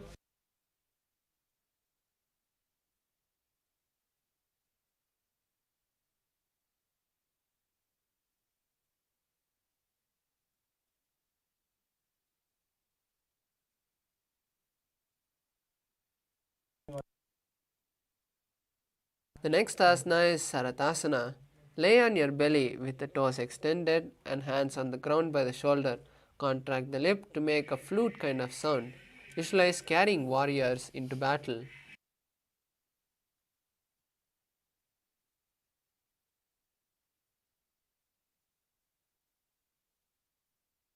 शयनं कृत्वा नाभिं भूमौ निधाय. Next asana is Dehalyulangasana. Place the palms on the mat in a plank position and jump the legs forward and back between the arms. Visualize feeling yourself go beyond the body and mind. हस्तद्वयं बद्ध्वा तन्मध्ये चरणद्वयम् उड्डानैव बहिरानीय. Next asana is Jatyasana. Stand. From a standing position, bend forward and place the hands on the mat and walk back and forth, visualizing yourself as a wise 60-year-old elephant. अथ जात्यासनं वक्ष्ये येन जातिस्मरो भवेत्. Asana is Lolitika Karana. Stand with the knees bent in Araimandi. Bend the elbows and keep the hands at chest level. Swiftly move the arms across the body and then bring back to the center. Tilt the head back and open the chest towards the sky and move the head in all directions.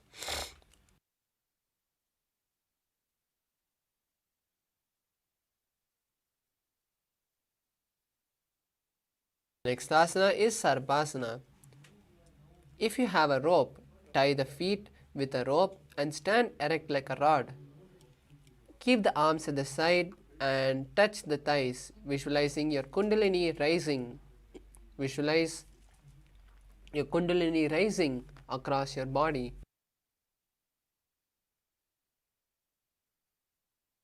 न सर्पासनं वक्ष्ये वायुपाणाय केवलम्. Next asana is Ushtrasadhanasana. While standing, place all the fingers on the mat and then stand on the hands. Keep the feet on the wrist and begin walking like a camel. Visualize yourself as a camel.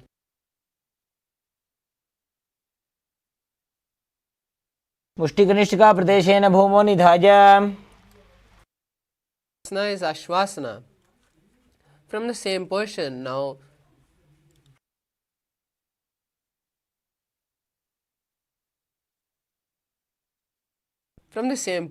place all the fingers on the mat and then start walking. Visualize yourself as a horse. मुष्टिकनिष्ठिका प्रदेशेन भूमौ निधाय उपरि पादतले संस्थाप्य. Next asana is Kapotanikasana. Stand straight with the feet together.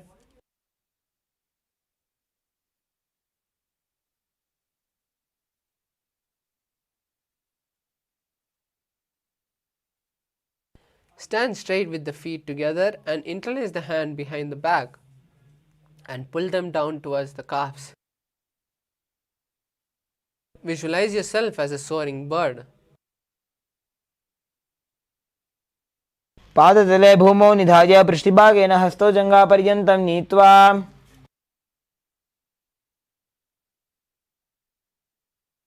The next asana is Talapushpaputam Karna. Stand tall.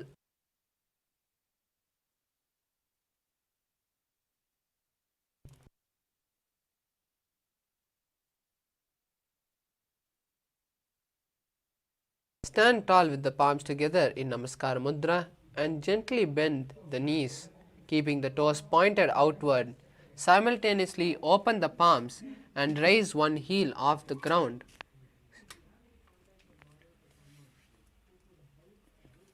Visualize offering a bouquet of flowers to Paramashiva.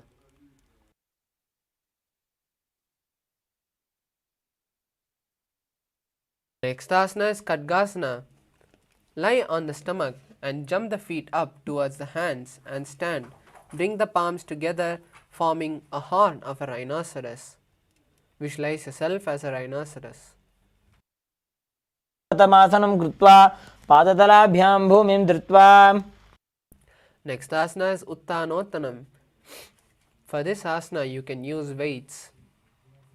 Sit down all the way or as low as you can to the ground and stand up. Do this again and again as you visualize Swamiji in your inner space. पुनः उत्थातव्यम् अस्थितव्यम् इति उत्थानोत्थानं भवति. Next asana is Musalasana. Stand up straight and raise the arms over the head and jump repeatedly. Visualize yourself as a mace. सरलं स्थित्वा ऊर्ध्वं बाहुं नयेत् वारं वारम् उड्डानं कृत्वा. Next asana is Uchirshaka Asana. From a standing position, pull the sole of one foot towards the belly with the other leg and sit down and stand up alternatively on both sides. Visualize Swamiji in your inner space. एकं पादतलं कुक्षौ निधाय तिष्ठेत् उच्छीर्षकं भवति.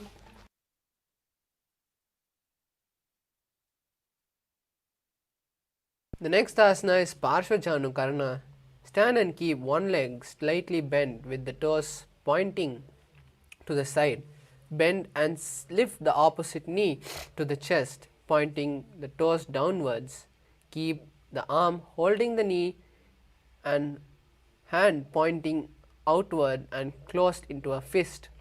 Let the opposite hand hang down on top of the thigh with the wrist twisted and fingers pointing towards the center of the body.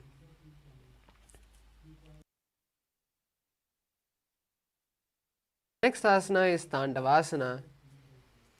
On one leg, the opposite extended forward, lower the body onto the mat and then stand straight, lifting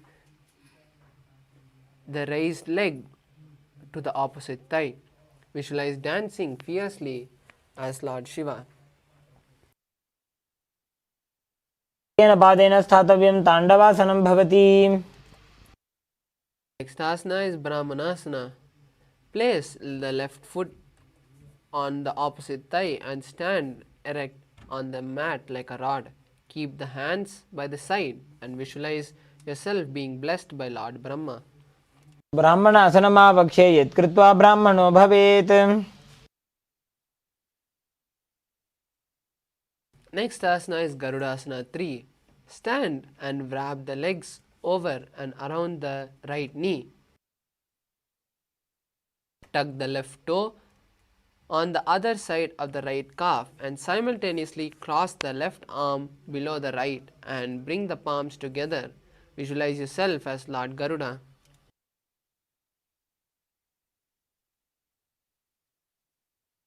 उत्थानकूर्मपीठं च संहस्गारुणमेव च. Next asana is Ekapadasana. Stand straight on the right leg and lift the foot to the opposite thigh with the hands relaxed by the knee. Visualize Swamiji in your inner space. क्षाङ्घ्रिं वामपादस्य जङ्घोपरि निधाय च. The next asana is Dhruvasana.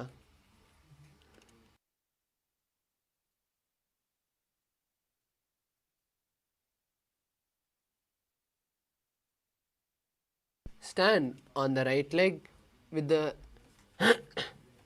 big toe held by the left with the respective hand and straighten out to the side. Rotate your body quickly. Visualize the pole star in your inner space. एकेन हस्तेन दण्डरूपस्य एकस्य पादस्याग्रं धृत्वा. The next asana is Trivikramasana. Stand on the right leg with the left foot behind the leg and stand tall with the alternate sitting and standing. Visualize the 3 steps of Vishnu.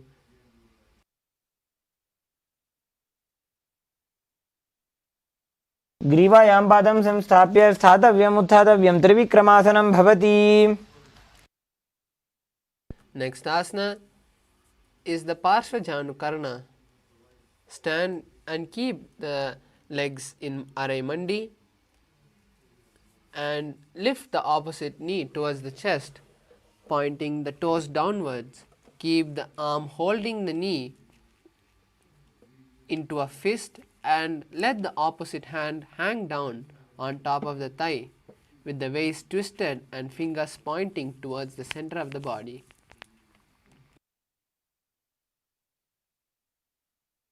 Now we will repeat Tandavasana on the other side. On one leg, lower the body to the mat and stand straight, lifting the leg. Visualize dancing as Lord Shiva. तेन पादेन स्थातव्यं ताण्डवासनं भवति. Next asana is Brahmanasana. Place the right foot on the inner thigh and stand erect on the mat like a rod. Keep the hands by the side and visualize being blessed by Lord Brahma. ब्राह्मणासनमावक्षे यत्कृत्वा ब्राह्मणो भवेत्. Asana is Garudasana 3. Stand and wrap the legs, right leg over the left knee and tuck the right toes under the side of the left calf. Simultaneously cross the right arm below the left and bring the palms together as you visualize yourself as Lord Garuda. उत्थानकूर्मपीठं च संहस्गारुणमेव च.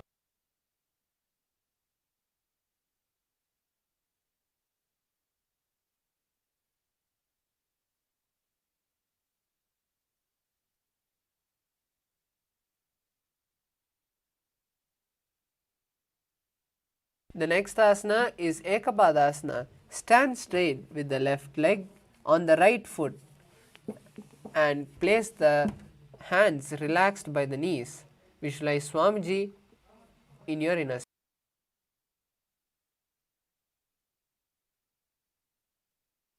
क्षाङ्घ्रिं वामपादस्य जङ्घोपरि निधाय च.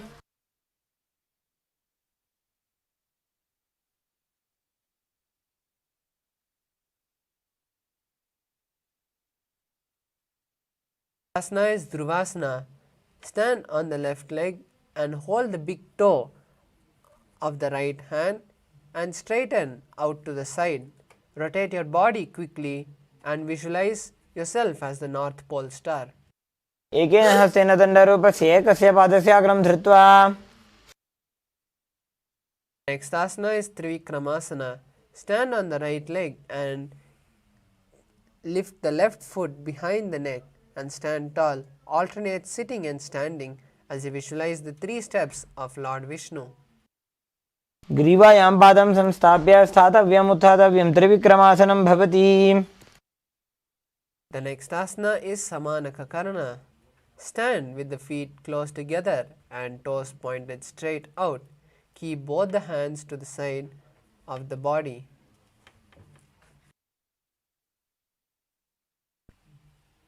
The next asana is Gorak Janjali Asana.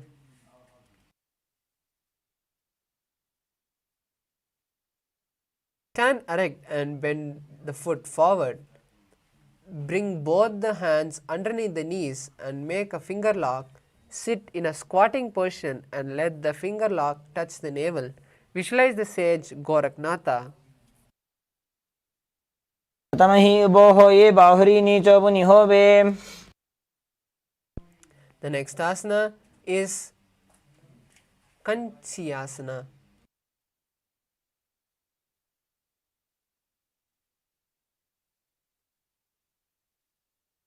Insert the hands between the thighs and calves and wrap around behind the butt. Squat down and hold the hands behind the knees and keep the chest upright. Visualize Swamiji in your inner space. ऊरुमध्यात् हस्तो निवेश्य नितम्बं धृत्वा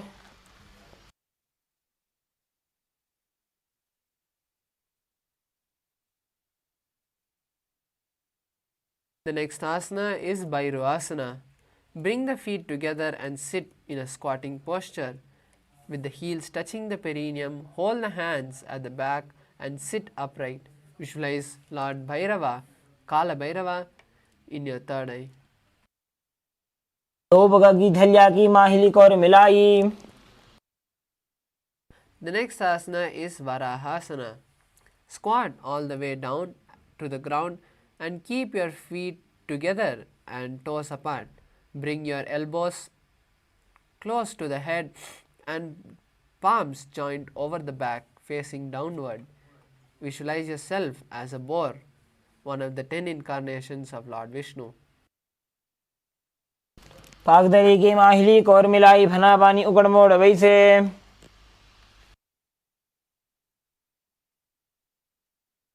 The next asana is Pripitasana. With the heels touching, bring your hips to the same level as your knees and let the hands hang down with the fingertips touching the toes in front of you. Visualize Swamiji in your inner space. पार्श्वद्वये सम्मील्य स्थित्वा नितम्बं जानुप्रदेश आनीज्य. The next asana is Bakasana. Place the hands on the mat, finger width apart. With the fingers wide, place your knees on the back of your arm and gaze forward and down. Visualize yourself as a crow. हस्ताभ्याम् अनिवमष्टभ्याम्. The next asana is Shushtanga Kapali Asana. Bring the knees down and the head to the ground. Spread the palms wide for support and raise your body onto the head and lock your legs into Padmasana. Visualize Swamiji in your inner space.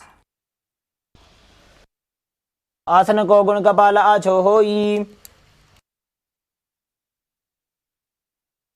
Next asana is Guptasana. Keep your toes flat, touching the opposite feet. Sit down between the feet and let the heels come outside the hips. Keep the hands on the knees and sit straight as you visualize you are sitting in the secret seat with Paramashiva. अनुर्वोरन्तरे पादौ कृत्वा पादौ च गौपजेत्. The next asana is Vrikshasana too.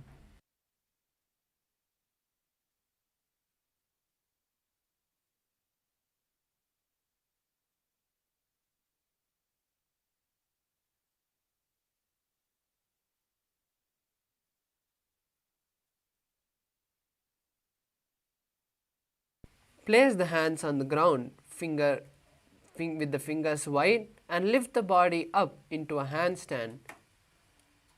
For all the participants who have any neck or back injuries or any heart problems or any other serious conditions, we request that you do not perform these inverted asanas.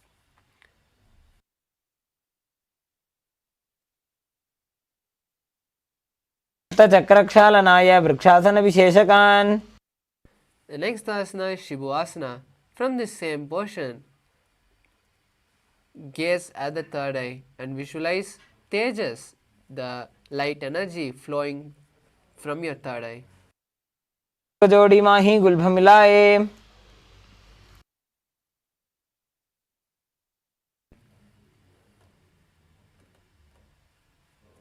The next asana is Matsyasana 2. From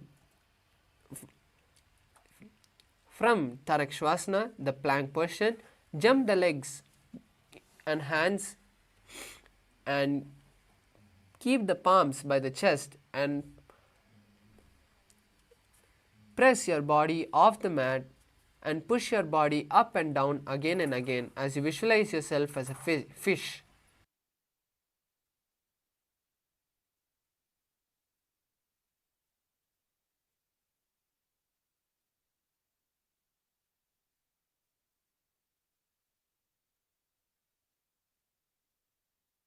शयनं कुर्परो पार्श्वभागाय मूर्धकृत्य.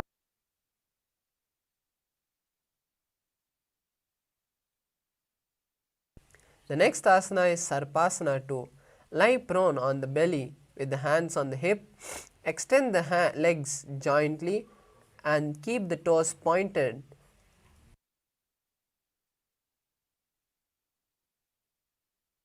Lift the chest and move from left to right like a snake. Visualize moving your body like a snake. शयनं कृत्वा हस्तौ नितम्बं संस्थाप्य.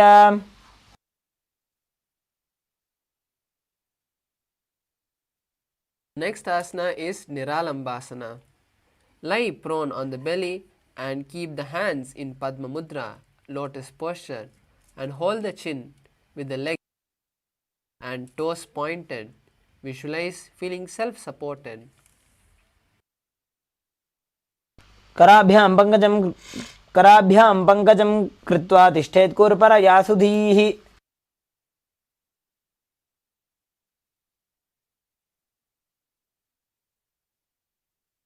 Next asana is Chatrasana.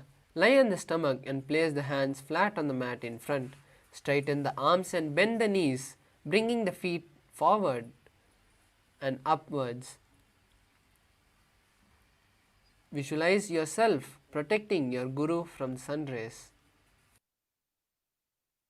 ध्यासनमस्थित्वा हस्ततलाभ्यां भूमिं धृत्वा. Next asana is Vajrasana. Sit on the knees with the top of your feet flat on the mat.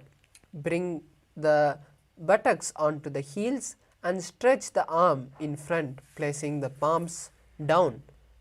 Place your forehead on the mat and visualize yourself as the weapon of Lord Indra. इदानीं गर्भिणीनां योगाभ्यासो यथा लघु. The next asana is Meshasana. Come to a plank position and walk your feet forward and then alternate striking your hands on the ground, visualizing yourself as a powerful ram. गजासनसंस्थितो एकैकं बाहुं भूमौ ताडयेत्. Next asana is Ajasana. From Gajasana,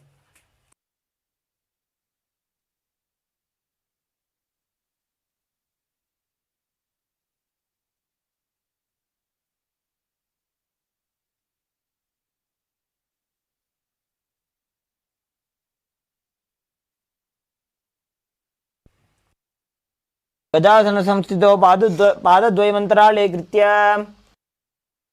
next asana is Dhanantarasana.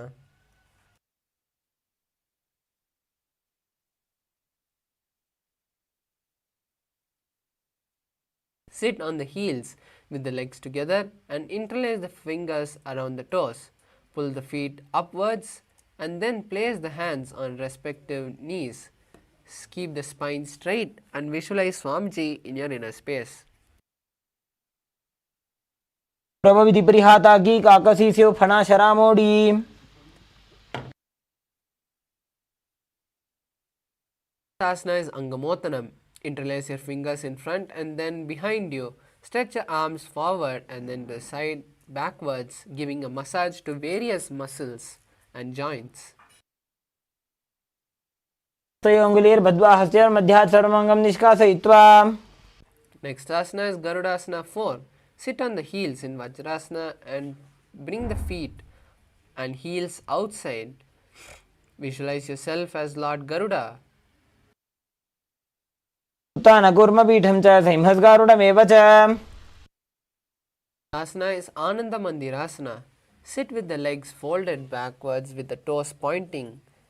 Keep the knees wide and place the front of the buttocks on the ground. Gaze at the third eye as you visualize a blissful temple.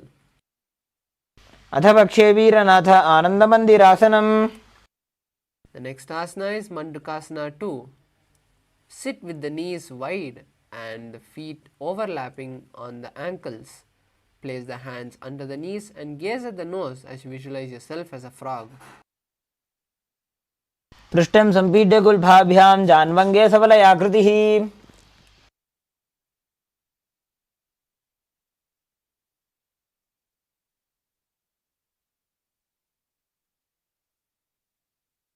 The next asana is Narasimhasana.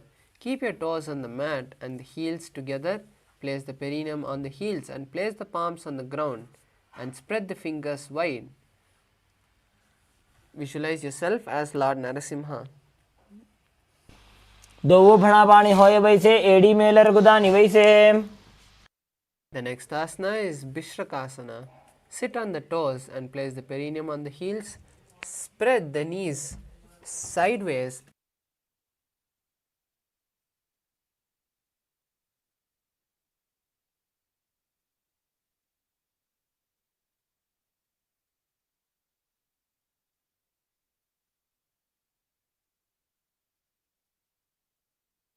दो बगांगी एड़ी जोजी गोड़ा फनोवान पुनी होई.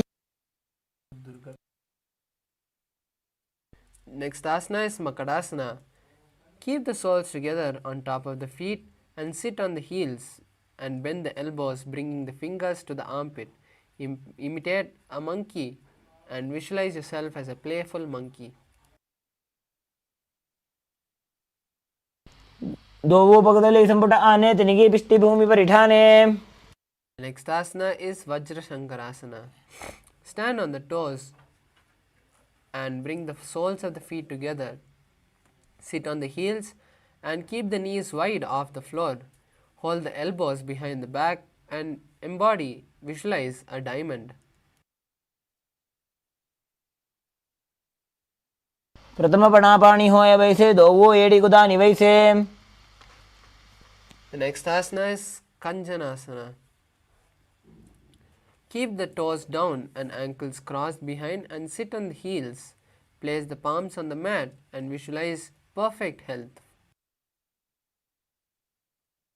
कंचनासनमावक्षे यत्कृत्वा सुस्थिरो भवेत्. The asana is Kurmasana. With the toes flat, cross the feet and place the perineum on the back of the heels. Keep the knees wide on the floor and rest the hands on the knees as you visualize the turtle. गुल्भौ च वृषणस्याधो व्युत्क्रमेण समाहितः. Next asana is Yogasana. With the toes flat, cross the feet at the perineum and gaze at the nose as you visualize Swamiji in your third eye. गुदं नियम्य गुल्भाभ्यां व्युत्क्रमेण समाहितः. Next asana is Vijogasana. Stand on the knees and cross the ankles behind. Keep the feet near the opposite knees and hold the calves with the fingers inside and the thumbs out. Visualize the space of oneness with your Guru. घोड़ा वामो उभो होई घोड़ा आड़ा राखे दोई. Next asana is Ushtrasana 2. In a kneeling position, bend backwards and hold the ankles with the hand. Keep the arms straight and visualize yourself as a camel. ಮೇರುದಂಡಗ್ರಂಥಿದಾಢ್ಯ ಸಂವಿವಾದಯಿಷು ಪುಮಾನ್. Next asana is Jatyasana 2. With the heels together and hands on the sole, slowly lean back and bring the elbow down to the mat. Visualize yourself as a lotus blooming.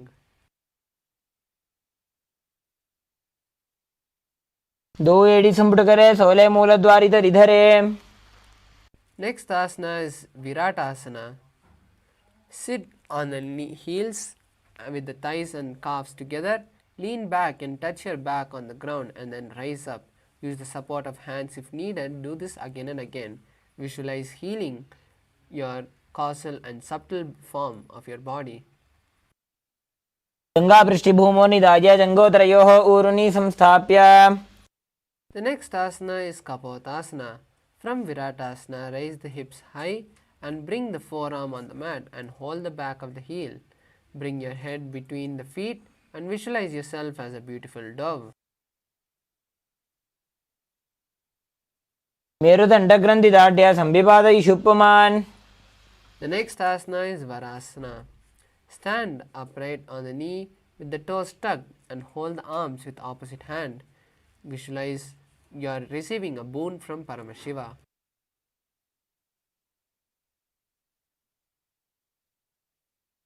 जानुनि भूमौ संस्थाप्य हस्ताभ्यां बाहु परस्परं धृत्वा.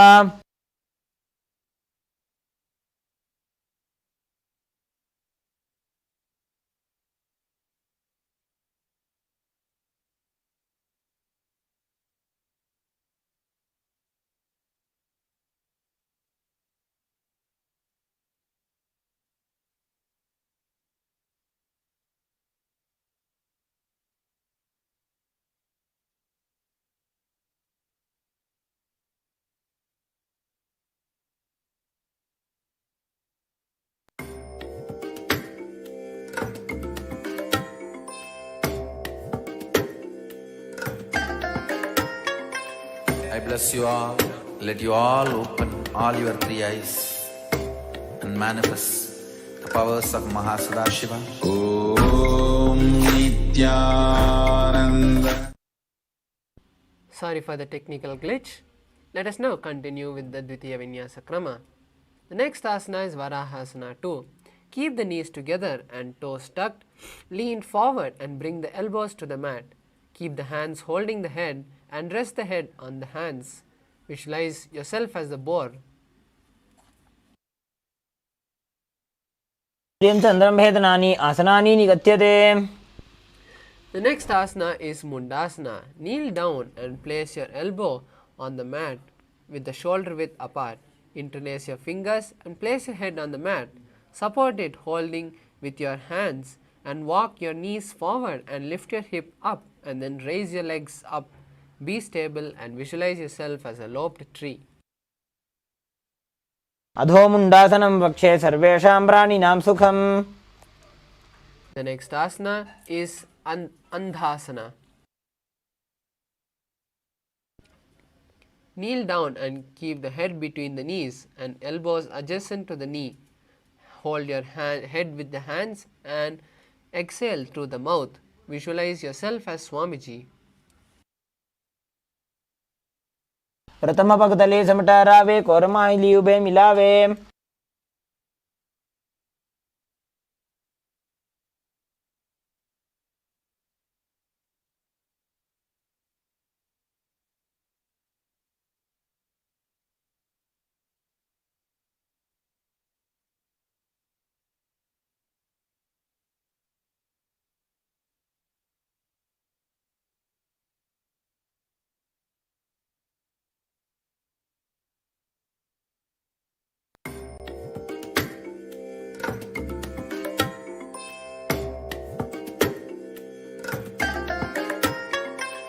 I bless you all. Let you all open all your three eyes and manifest the powers of Mahasadashiva. Om Nithya. The next asana is Viparita Shalabhasana. Lie on the belly with the arms extended straight. Lift the thighs and arms and chest off the ground. Visualize yourself as a locust. शलभासन भेदाश्च नटभेरुण्ड नामके. The next asana is Kapalasana. Lie on the belly with the arms down and keep the forehead on the ground with the chest on the mat. Visualize yourself as a skull. कपालं भूमो निधाय ऊर्ध्वं पादो नजेत्. The next asana is Akasha Kapotasana. Lie on the stomach with the hands on the side. Lift the legs up and slowly place on the feet on the mat. Visualize yourself as a dove. उष्ट्रासने स्थित्वा चरणौ भूमेरुत्थाप्य.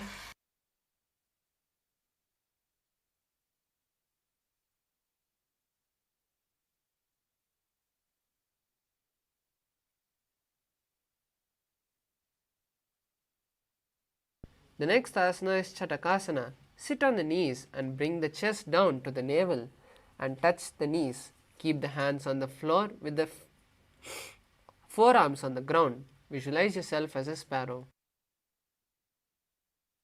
पर्यन्तौ हस्तौ धरामौष्टभ्य. The next asana is Vrishchikasana 2. Kneel down and keep the hands and elbow on the mat. Raise the legs and bend the back and touch the feet. Visualize yourself as a scorpion. विच्छेप पुच्छ प्रतिमां कृपाष्णे धृत्वा स्वशीर्षे जिबकं विधार्यकौ. Next asana is Vrishasana. Place the perineum down on the right heel and keep the left foot outside the hip and ankle to the side. Place the hands on the mat and visualize yourself as a bull. याम्य गुल्भे पादमूले वामभागे पदेतरम्. The next asana is Lolasana. From a kneeling position, place the hands flat on the mat and lift your knees off the ground. Visualize yourself as Swamiji. लोलासनं सदा कुर्यात् वायुलोलापघातनात्. Next asana is Vrishasana on the other side. Place the perineum down on the left heel and keep the left foot outside the hip. Visualize yourself as a bull.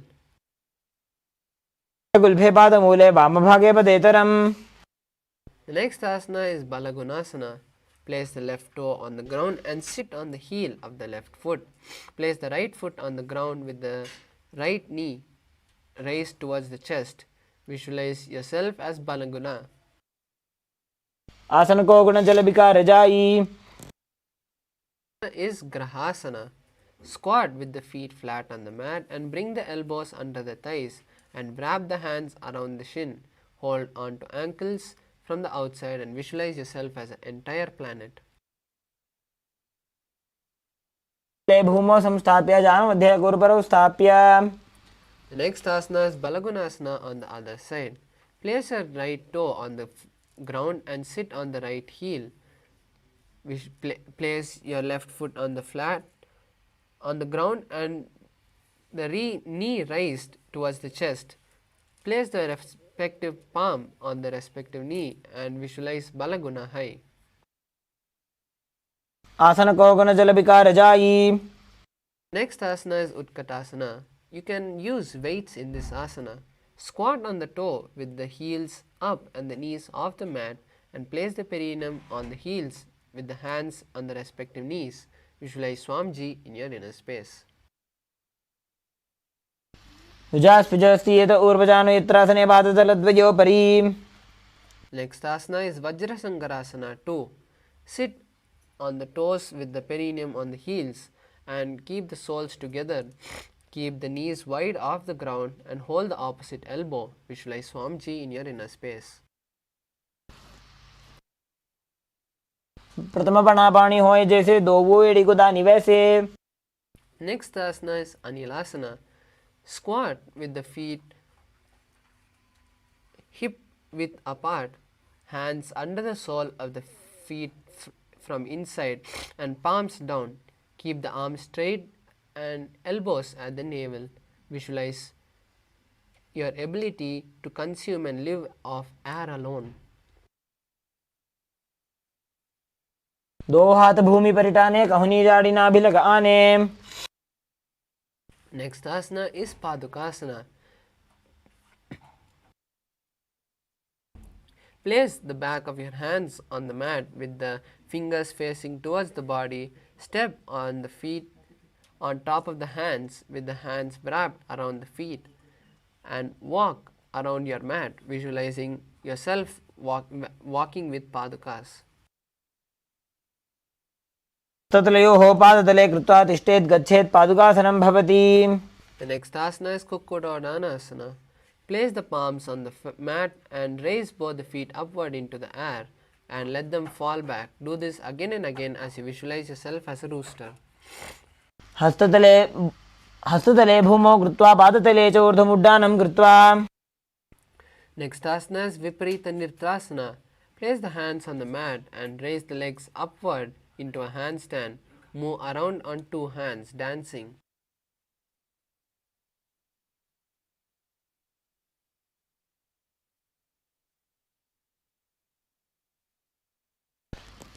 हस्ततलाभ्यां भूमिमष्टभ्य ऊर्ध्वं पादाग्रे कुर्वन्.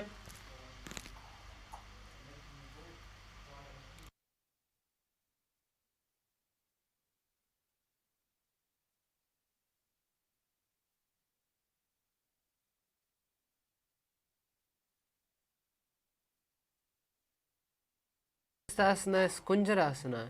Separate the feet and place one palm down on the mat with the arms straight. Bring the opposite hand to the head. Visualize Swamiji in your inner space. अधपक्षे Mahadev कुञ्जरासनमुत्तमम्.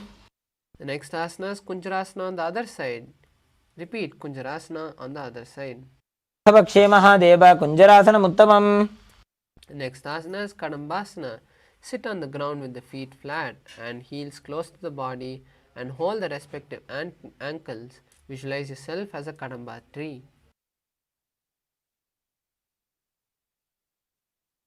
पार्श्वेभ्यां भूमिमष्टभ्य हस्तद्वयेन गुल्फौ धृत्वा.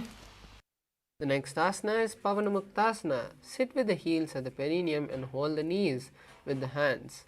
Press them towards the chest and visualize balancing the vata within you. द्वयोस्तु पादयोः पाणिं लात्वा स्वस्वनितम्बके.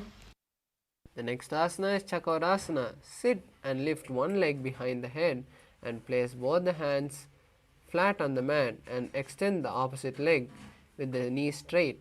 Lift the entire body and visualize yourself as a powerful source of energy. पूर्वतानं चतुष्पादपीठं वज्रासनं तथा. The next asana is Dhanurasana 2.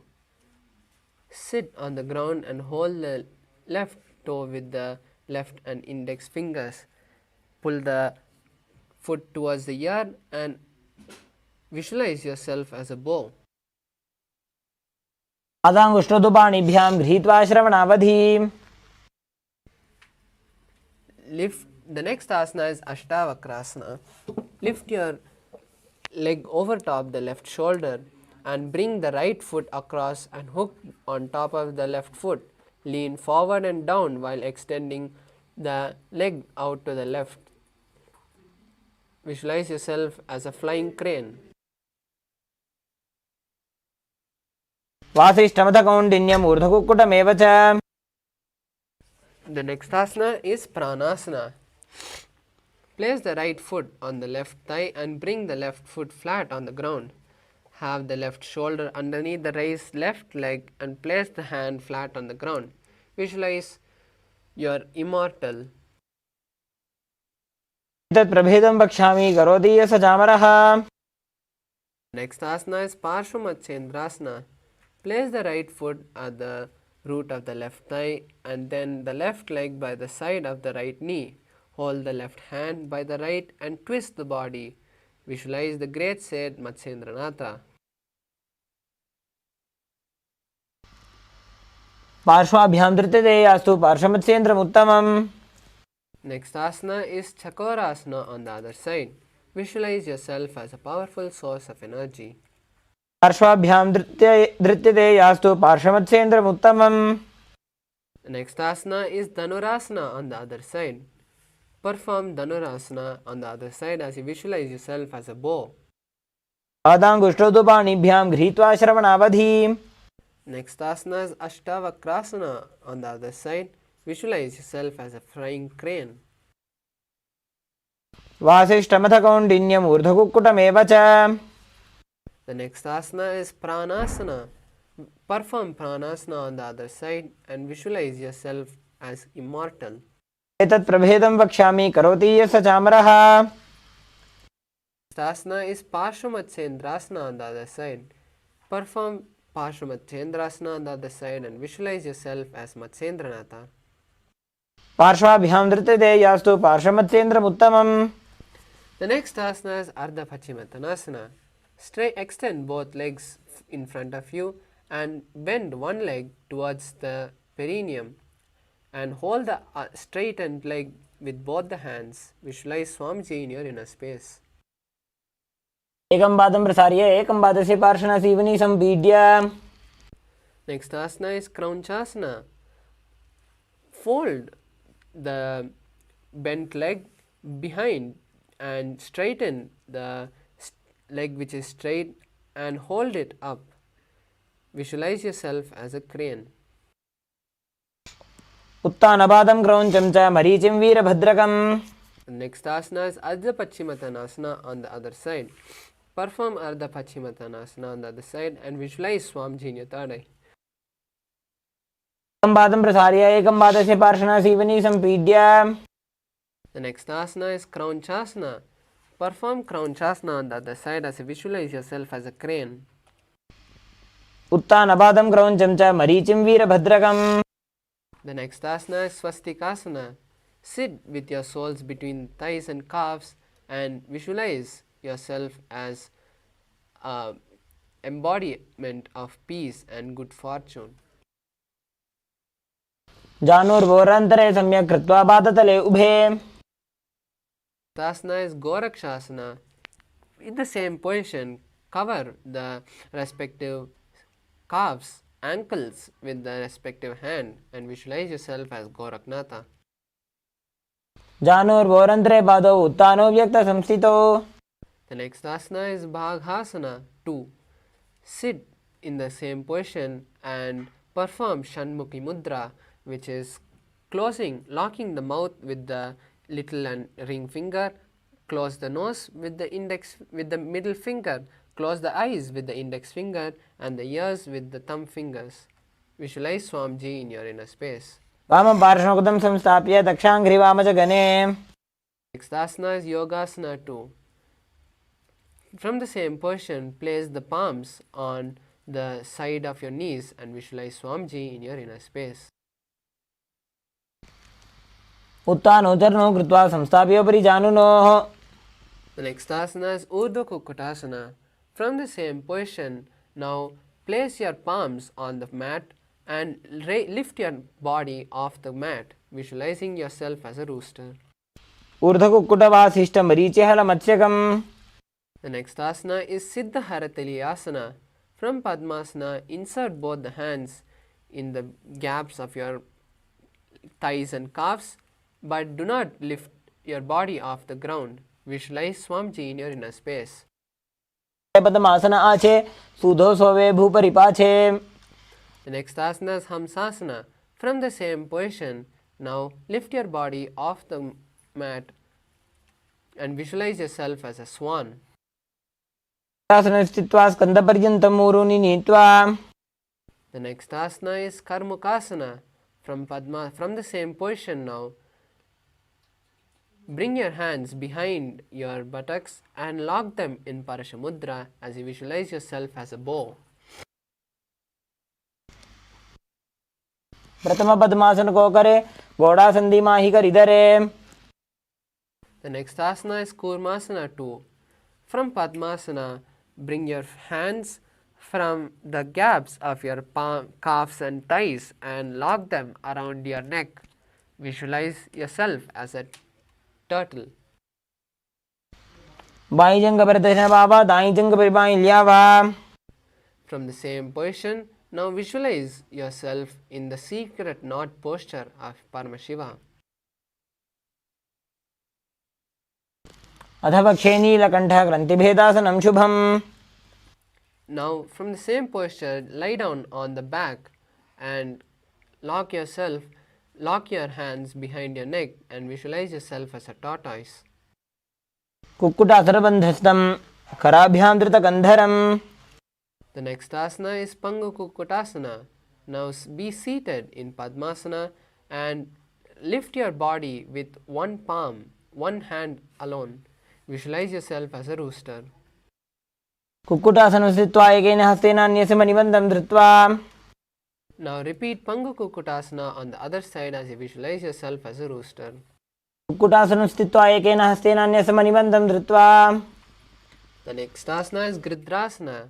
Now place your elbows on the soles of your feet in Padmasana and interlace them, and place your chin on the interlaced fingers as you visualize yourself going beyond all greed. उत्तानोर्वोरन्तरे पादौ उत्तानो व्यक्तसंस्थितौ. The next asana is Padmasana 3. From Padmasana, place the palms, stack the palms in front of your navel and visualize yourself as Swamiji in your inner space. उत्तानं चरणौ विधाय विधिवत् शक्तिस्थितौ योगिरात्. Next asana is Padmasana 4. Place the respective palms on the respective knees and visualize Paramashiva in your inner space. एतत् पद्मासनं कुर्यात् प्राणवायुप्रसिद्धये. The next asana is Karmukasana 2.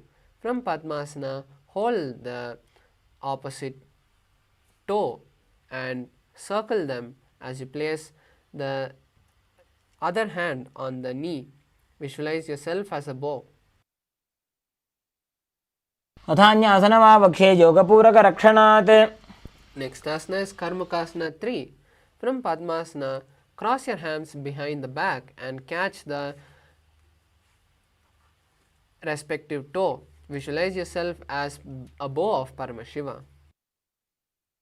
कार्मुकासनमाक्षित्य उदरे पूरयेत् सुखम्. The next asana is Dridhasana. Perform the same posture as Karmukasana 3 and visualize yourself as a third eye. ऊरुभ्यामुपरि स्थाप्य पादयुग्मं प्रयत्नतः. The next asana is Nagrasana. From Karmukasana 3, lay back and visualize yourself as a snake. प्रथमपद्मासनकोठाने द्वौ हातपाछाने आने. The next asana is Kandukasana 2.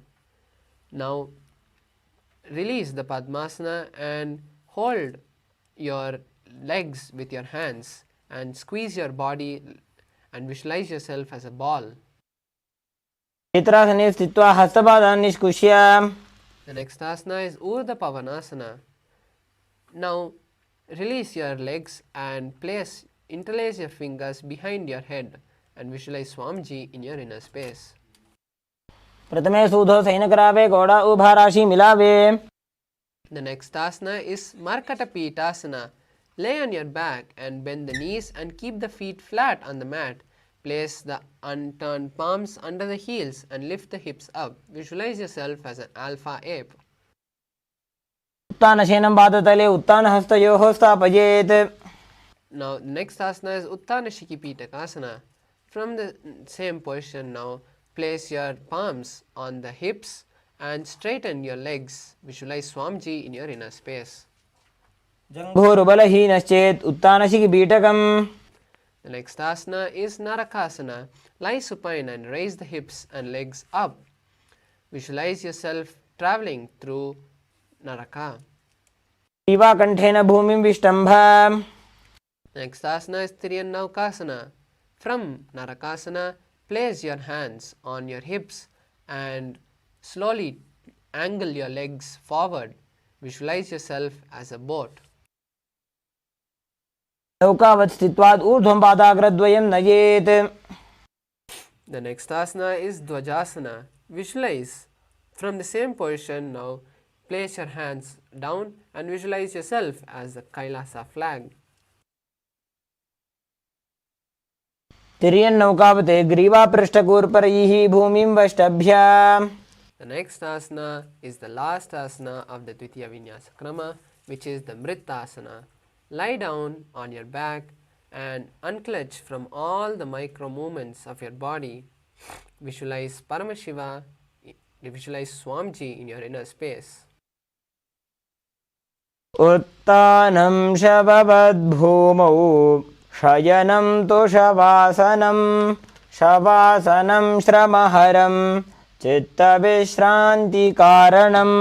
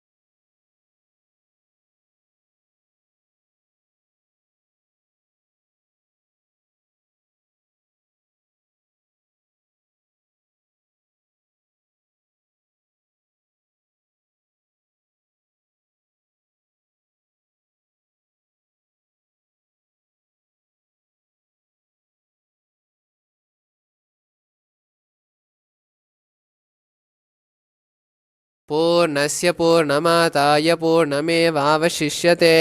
ॐ शान्ति शान्ति शान्तिः। हरि ओम तत्सत्। सर्वं भगवत् श्री नित्यानंद परमशिव पादुकार्पणमस्तु। ओम Nithyanandam. Thank you Nityanandam.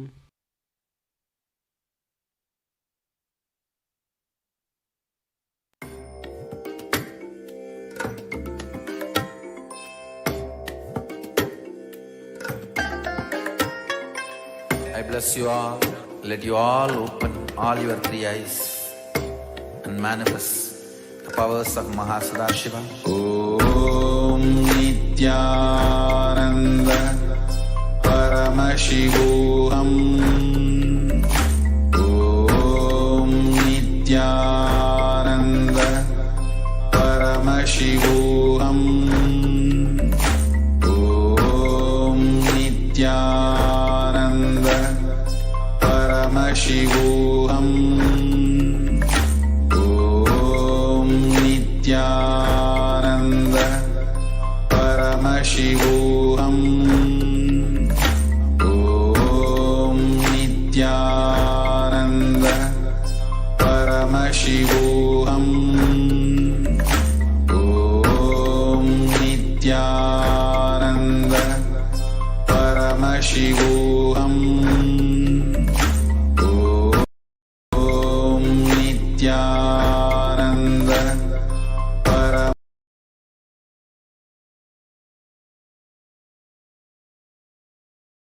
Paramashivoham. Om Nithyananda Paramashivoham. Om Nithyananda Paramashivoham. Om Nithyananda Paramashivoham. Om Nithyananda Paramashivoham. Om Nithyananda Paramashivoham. Om Nithyananda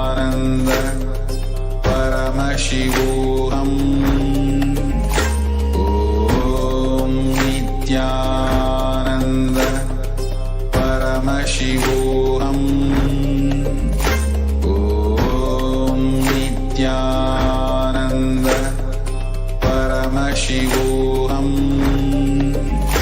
Om Nithyananda Paramashivoham. Om Nithyananda Paramashivoham. Om Nithyananda Paramashivoham.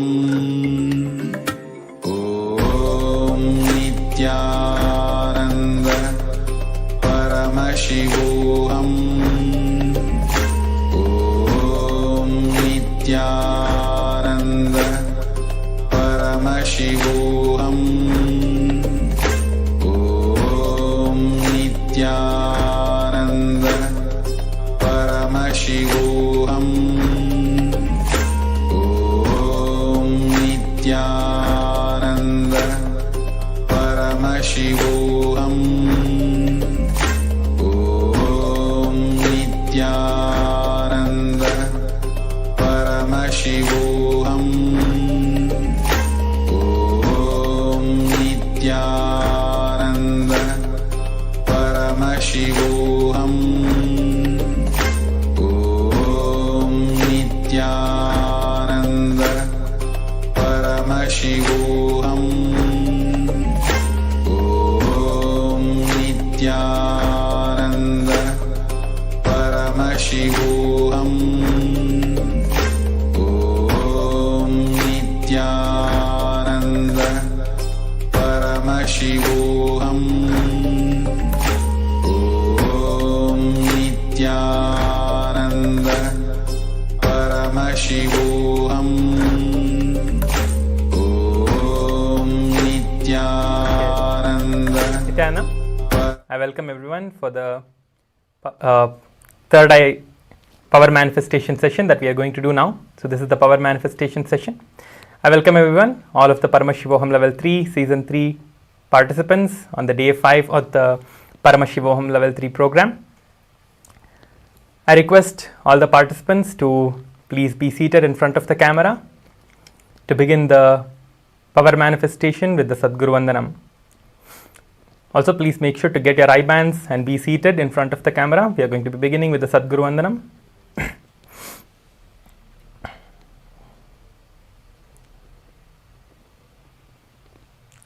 Get your eye bands and let's begin with the Sadguru Vandanam.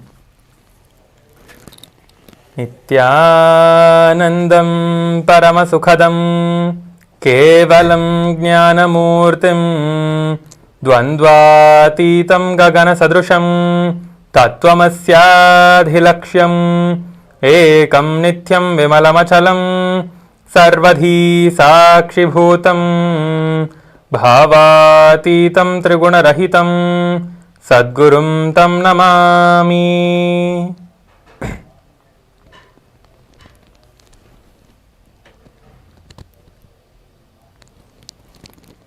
Yes. So we have just now done the Prathama Vinyasa Krama and the Dvitiya Vinyasa Krama Yoga and prepared ourselves to manifest Swamiji Paramashiva himself through our bodies. So let us now enter into the power manifestation. I request everyone to please be seated in front of the camera and keep your cameras turned on and make sure to sit in front of the camera.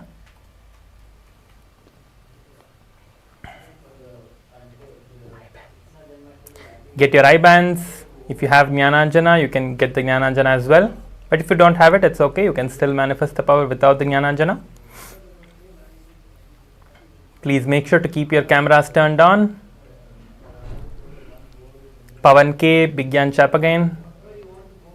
Kaikun, Srinitya Mahabalananda.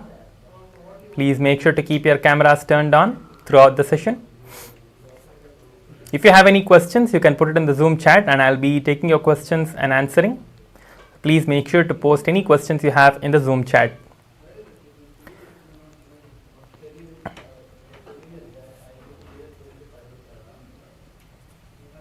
Now, we are going to be beginning the power manifestation. Today we are going to be doing the power manifestation of the third eye blindfold reading, where all of you are going to be tying your eyes and seeing with your third eye.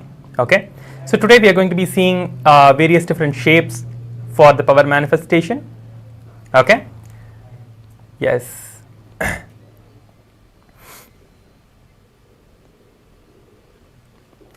Now please pick your eye bands and tie your eyes. You can close your eyes with the eye bands. You don't have to tie it too tight, just tie it comfortable enough as just to make sure that there is no light entering into the two eyes.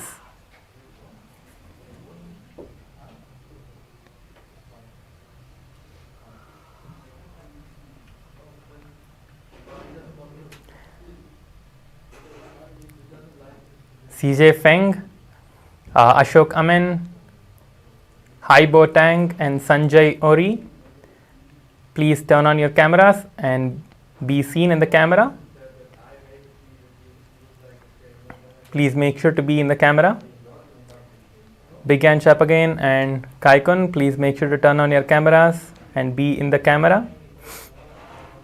Tie your eyes now and keep your eyes closed.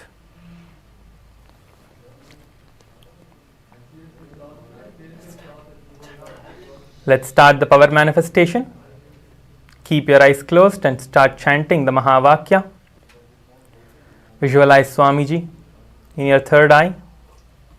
Any form of Swamiji, the Supreme Pontiff of Hinduism, that you feel connected to, that you feel that space of oneness, that space of bliss, just by remembrance. Remember that form of Swamiji. Keep your eyes closed and start chanting the Mahavakya. Intensely chant the Mahavakya.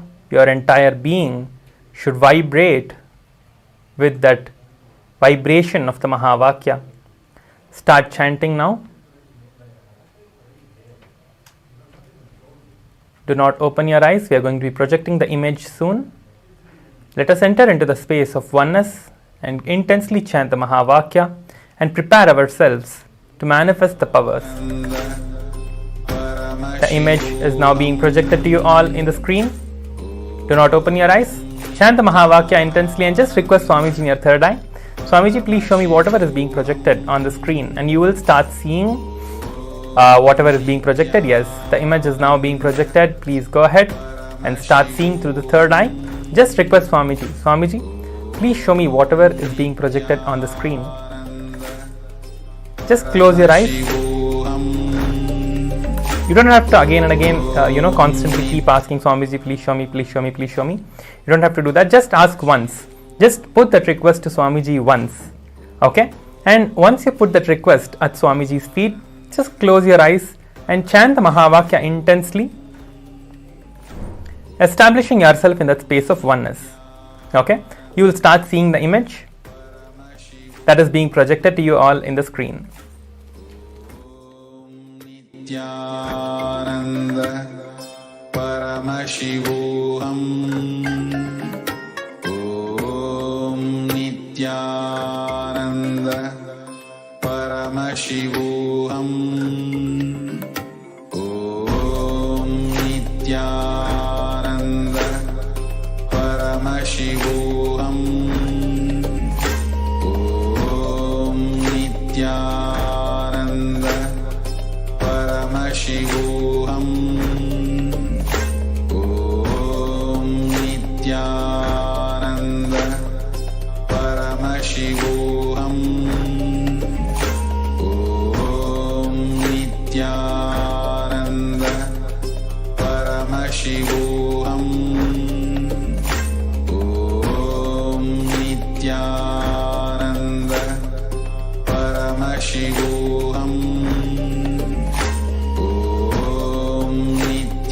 Nithyananda Paramashivoham Om Nithyananda Paramashivoham Om Nithyananda Paramashivoham Om Nithyananda Paramashivoham Om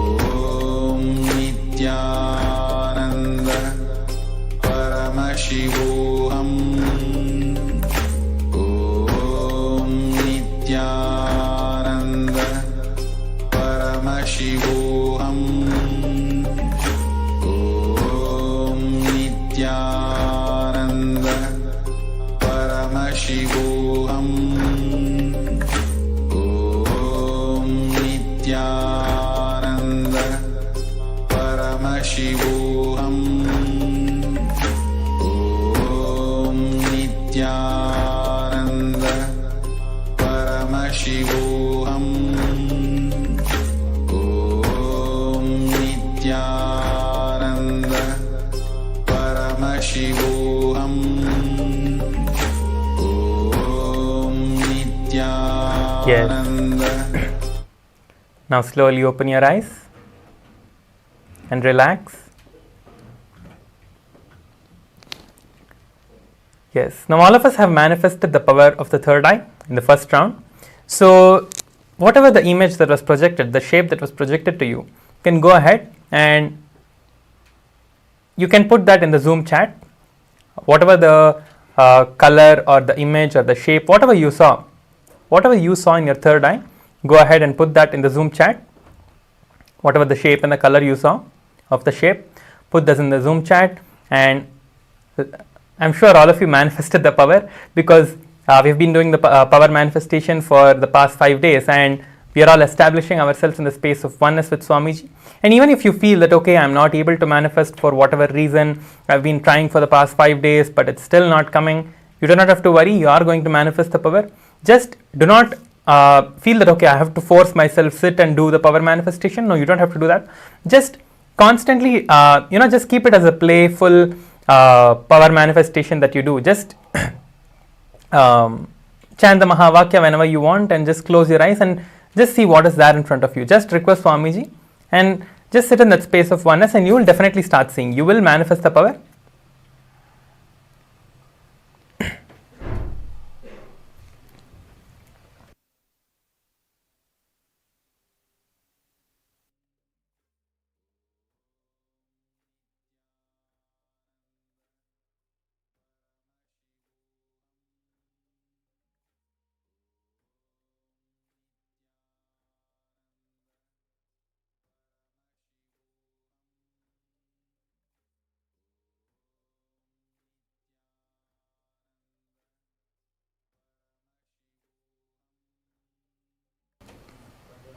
Yes. Pratush Rajpurohit has put E. Okay. Yes. Please make sure to post in the Zoom chat. I'll be seeing what each one of you are manifesting. Yes. You're going to be soon showing the image as well. So make sure to just, yes, now the image is being projected to you all. You can all put in the Zoom chat on how many of you got the image correct, right? So it is a circle, it's a like a glowing circle which has a red color background, and the circle itself is almost like a pink color.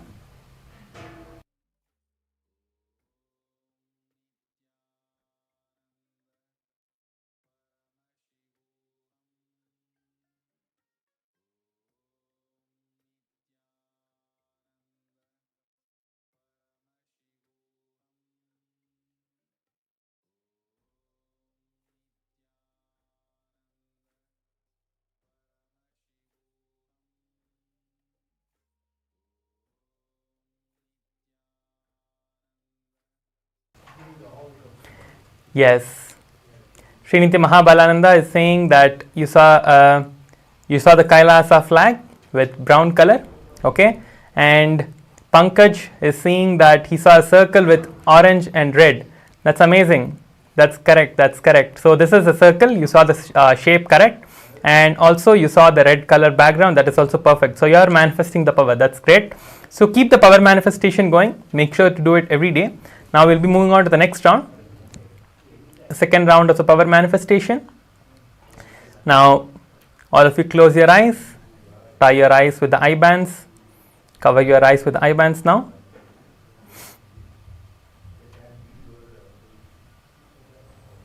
Keep your eyes closed, tight with the eye bands.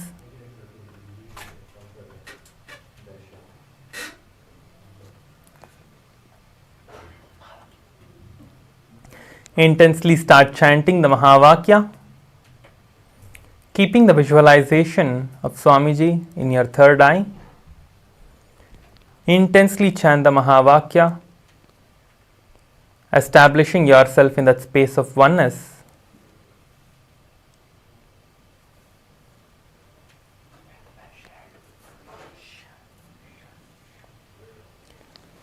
Make sure to keep your eyes closed. Do not open your eyes now. The image is being projected to you all now. Just request Swamiji, please show me whatever is being projected on the screen. Just visualize Swamiji and request this. And continue to chant the Mahavakya, keeping Swamiji as the visualization in your third eye. Intensely just chant the Mahavakya, establishing yourself in that space of oneness. The image is being projected now. Chant the Mahavakya intensely. Paramashivoham. Om Nithyananda. Paramashivoham. Om Nithyananda. Paramashivoham. Om Nithyananda. Paramashivoham. Om Nithyananda. Paramashivoham. Om Nithyananda. Paramashivoham. Om Nithyananda. Paramashivoham. Om Nithyananda. Paramashivoham. Om Nithyananda. Paramashivoham. Om Nithyananda. Yes. Now you can relax. Slowly open your eyes. Take your eye bands off and open your eyes. Yes. Now whatever it is that you saw in your third eye, please go ahead and put it in the Zoom chat. And one more thing I want to tell you is, whatever it is that you saw, if you are feeling that okay, maybe this is my imagination, or this might not be correct, this is whatever thoughts is going on inside you, drop all of that, okay, and just share whatever you saw in your third eye. So whatever you saw when you were chanting the Mahavakya and visualizing Swamiji in that space of oneness, that is power manifestation, okay. So you are going to start manifesting the powers, and please go ahead and make sure to post whatever you saw in the Zoom chat. Whatever you saw, go ahead and post it in the Zoom chat right now. You can relax and open your eyes.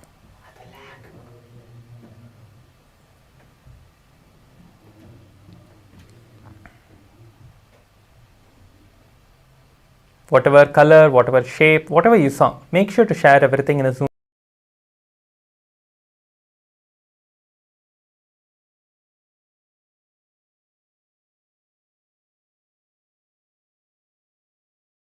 chat.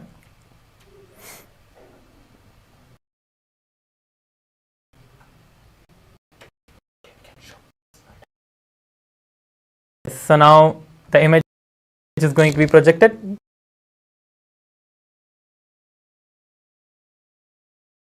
So that all of you can see and verify.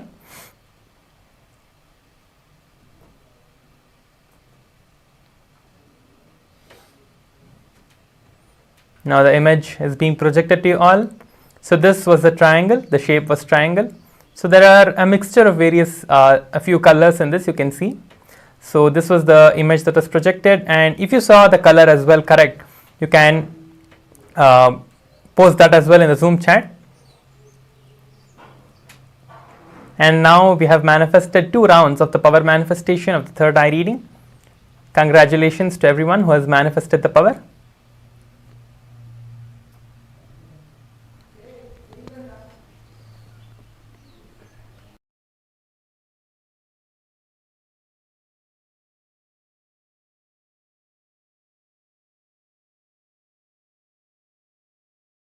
In color flag with the triangle cut. That's great. So the shape that was projected was triangle. So you are seeing, you are starting to manifest the power. That's good, that's great. So keep the power manifestation going. And now you all can go ahead and share your experiences on the social media. Whatever it is that you manifested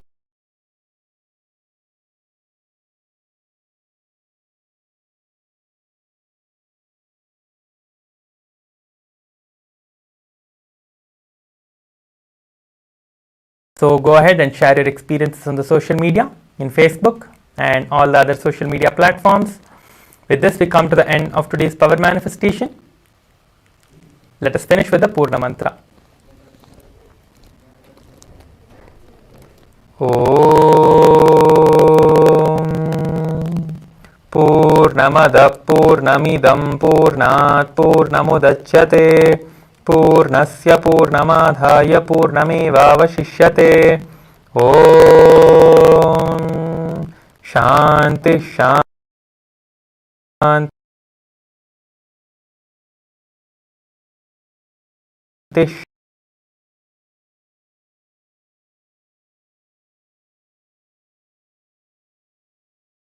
Shanti.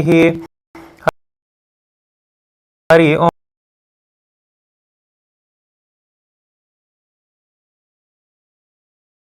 Om Tat Sat Sarvam Bhagavat Shri Nithyananda Paramashiva Paduka Arpanamastu. Om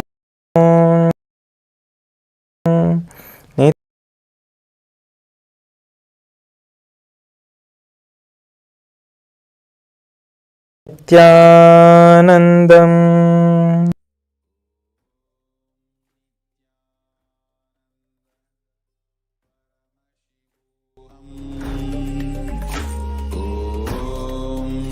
Nithyananda Paramashivoham.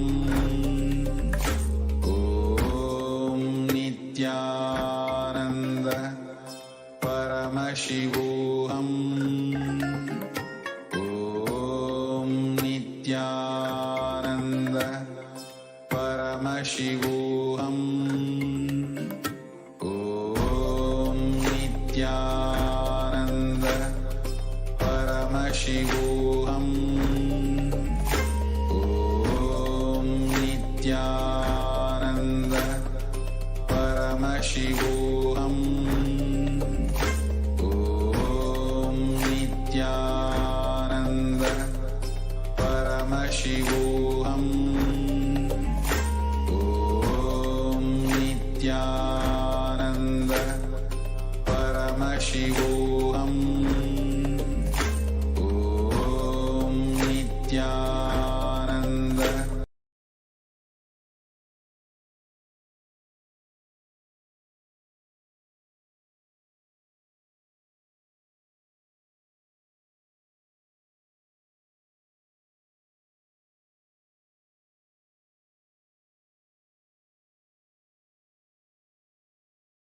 Om Nithyananda Paramashivoham. Om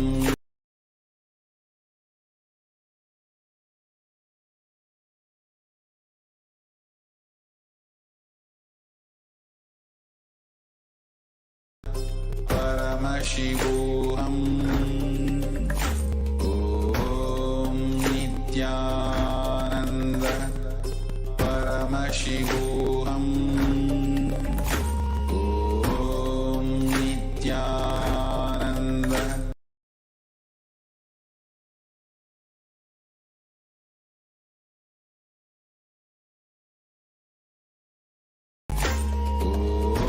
Om Nithyananda Paramashivoham.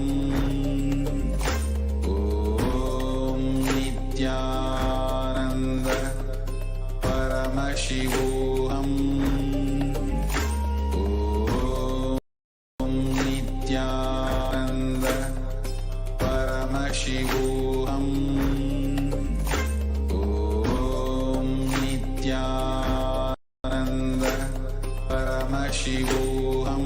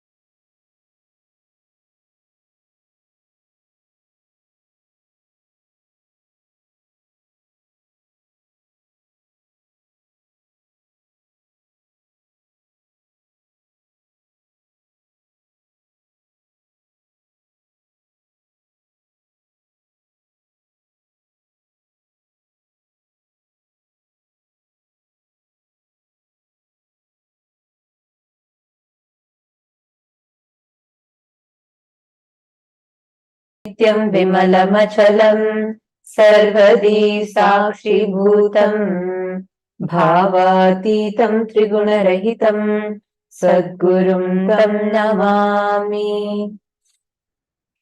Nithyanandam. We welcome all the participants, viewers, every one of you that are joining in here with us today for this very, very special and a very beautiful day that all of us are going to experience today. Every one of you sitting here, each day of the program, we have been learning something special, something profound, and we have been having a lot of amazing, powerful cognitions that we've been receiving every single day. So, how has the program been so far for all of you? How have you all been enjoying it? How has the journey been so far for all of you? Today is going to be something phenomenal. Yesterday, we learned about the relationships in life. Today, we're going to be learning about relationship with ourselves, our body. And to enjoy anything in our life, one of the most important things that you need is first you need to be healthy, right? Without your health, see, today we think diseaselessness is called as being healthy. No, the very definition of health that Paramashiva gives will immediately start liberating you from the patterns of dis-ease. Understand, it is dis-ease with yourself which is the root cause of diseases. That's why it's called as disease. It's dis-ease with yourself. Swamiji explains about this very, very, very powerfully. So just understanding about yourself, changing certain understandings, the cognitions you carry about you can transform the relationship you have with yourself, with your body, and how your body is interacting with the surrounding around you. And it's so powerful. Today, actually, Swamiji is going to be taking all of us through that.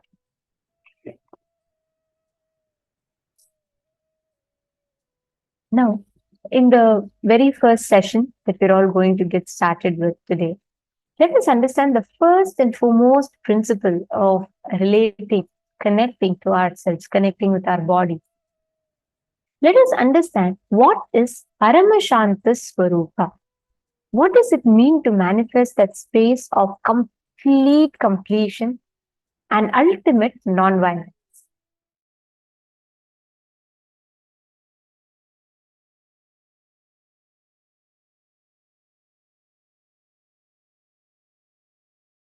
Paramashiva's message directly from Sri KAILASA. Listen.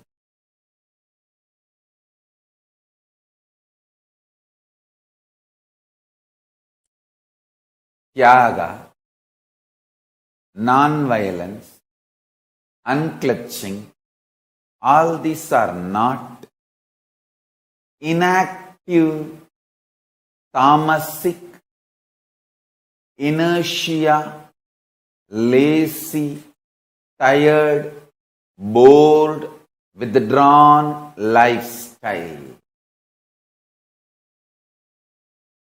Non-violence means not only you will be non-violent, ahimsa, established in ahimsa, you will actively practice ahimsa and enrich everyone to live ahimsa.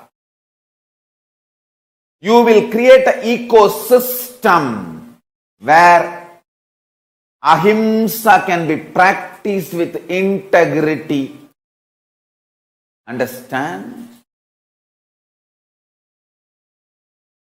All the infrastructures needed to keep the non-violence ahimsa alive. Media is the non-violent way of reaching out to people and telling the real truths and facts. Like media, education mechanisms, everything should be actively filled with the truths, ideas about non-violence, yaga, spiritual strength, powerful cognitions, all these great truths. Listen. Again and again and again, I am trying to make them really stronger. Understand? Strength is intelligent way of existing. Strength is not violence. Strength is not terrorism. Strength is not conversion. Understand? Neither by conversion nor by terrorism any religion is going to survive in the future. Future of the religions is not going to be decided by their capacity of conversion or terrorism. No, that period is over. The next generation is not interested in conversion or terrorism. It is interested in living the life and life positive.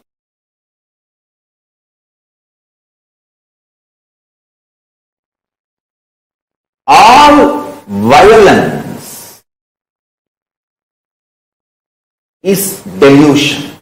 Please listen. 99.9999% of the material out of which you are made and I am made. Listen. 99.9999% of you and 99.9999% of me, both not only same stuff, they also know each other as the same stuff. Hey, listen. I'm talking to each one of you. Listen to the second statement. That both material know that they are one and the same. That 0.0000001%. That only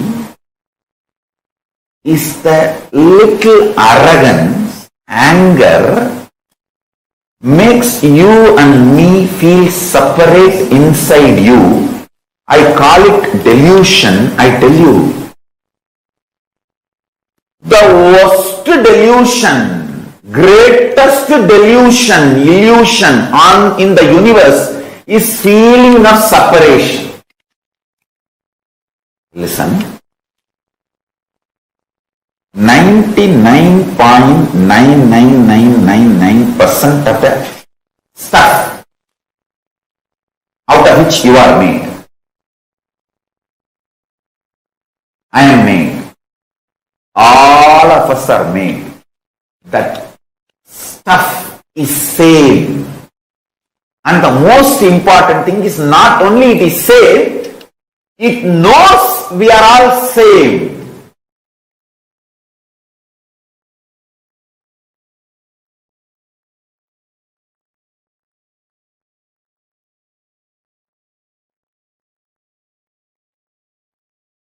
So, 0.1%. I won't even say 0.1%, 0.00001%. That only makes you feel you are separate from the universe. Anger and arrogance. Listen carefully. That is why I am telling. Feeling separated is the most stupidest and worst delusion. Worst delusion.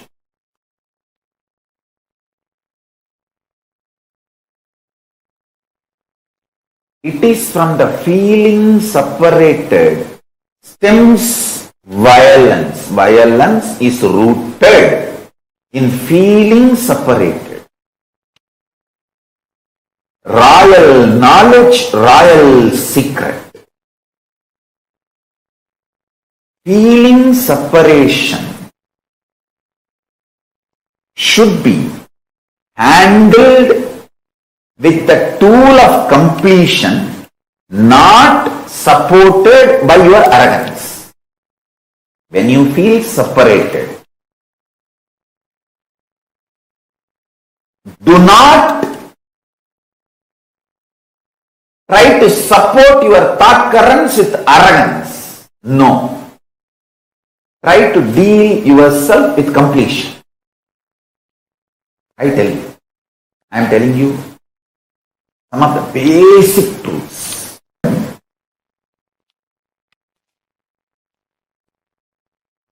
Listen. Listen carefully. Inside, if you decide no violence, no separation, if there is a separation feeling, no question of encouraging that feeling. See, listen. You are dreaming as if a tiger is chasing you and you are screaming, "Hey, somebody give me my revolver, please somebody give me a weapon, please somebody give me a rifle, I have to kill this tiger and save myself."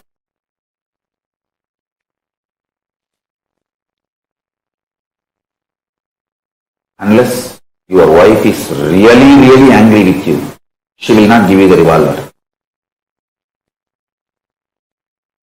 Because if you get the revolver in the deluded state, you will surely kill yourself or the people around you, not the tiger you are seeing in the dream and in your delusion. Listen. When you are deluded and screaming like that, all you need is somebody just pouring a cup of water on you or slapping you for you to wake up. You need alarm, not revolver. Understand?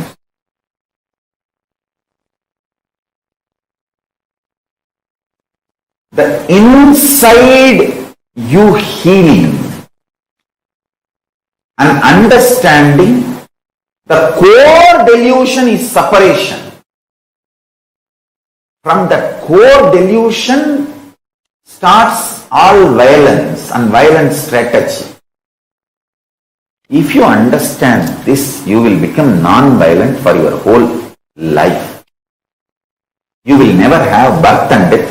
You will not have a strong violence which will pull you down again to this planet Earth.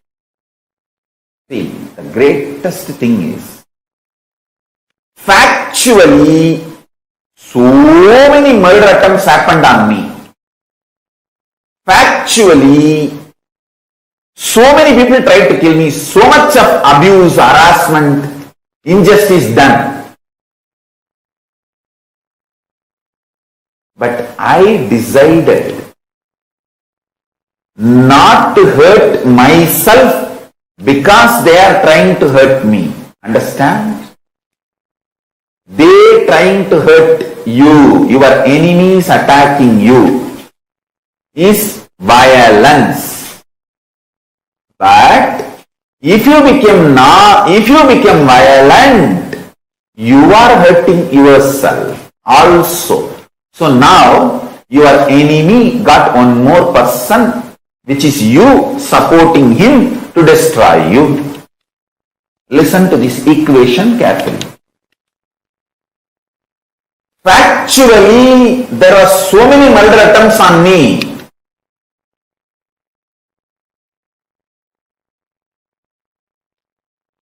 Lawfare, character assassination, murder attempts, assassination attempts, literally destroying my whole hard work and sangha, making me illegitimate. Everything happened in factual level.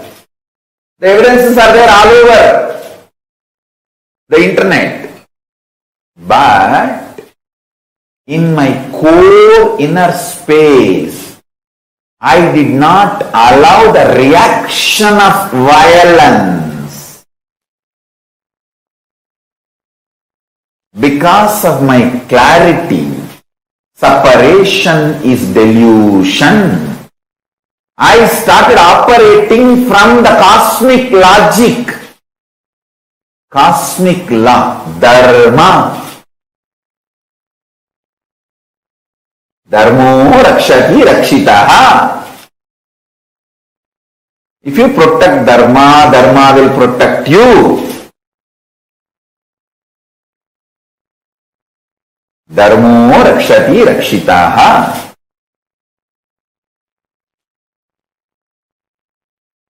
Listen.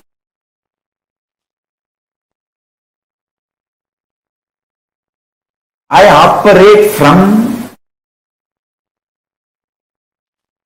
the cosmic law, cosmic logic. I never became violent. I only started analyzing what should I do now to fulfill my mission. What is my mission? To bring all the great things from Kailasa, Paramashiva's grace first,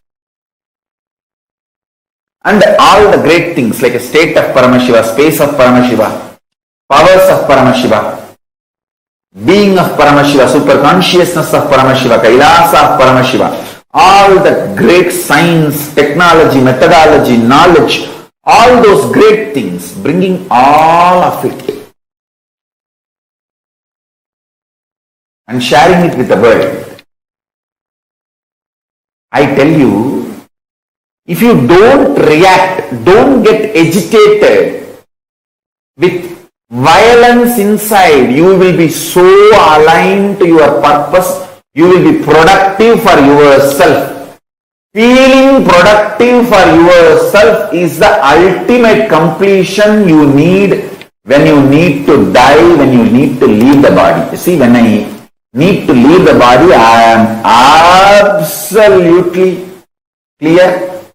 I have feeling that productive for myself, my goal. What I want as a life, I am productive to myself and my purpose, my strategy. That is what is fulfillment, purnatva, completion. If you carry that when you are leaving the body, you will be enlightened, you will be liberated. You don't need to come back once more. I have absolutely that asset, and I want all my kids especially to learn this, understand this is what Arunagiri Ishwara drilled inside my core when I was 10-year-old boy.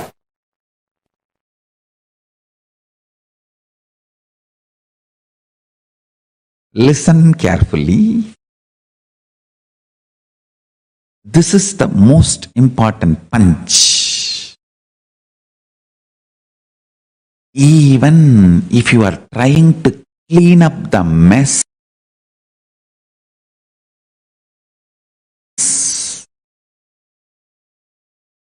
created by the reactionary assumption patterns and reactionary assumption lifestyle,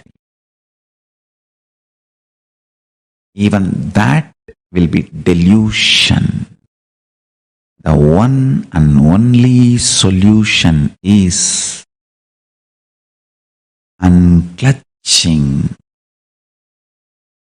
withdrawing into supernal effulgence of Paramashivam. Listen. Yesterday's satsang, I gave a very simple method. If you just internally tell yourself, okay, I am not going to struggle anymore with this business which is torturing me, with this job which is torturing me, with the relationship which is suffocating me. I am declaring liberation and I am withdrawing. Even if you take a conscious decision, don't do. I'm not saying divorce. I'm not saying resign the job. I'm not saying sell the company. No. I'm saying decide to create an inner space for yourself.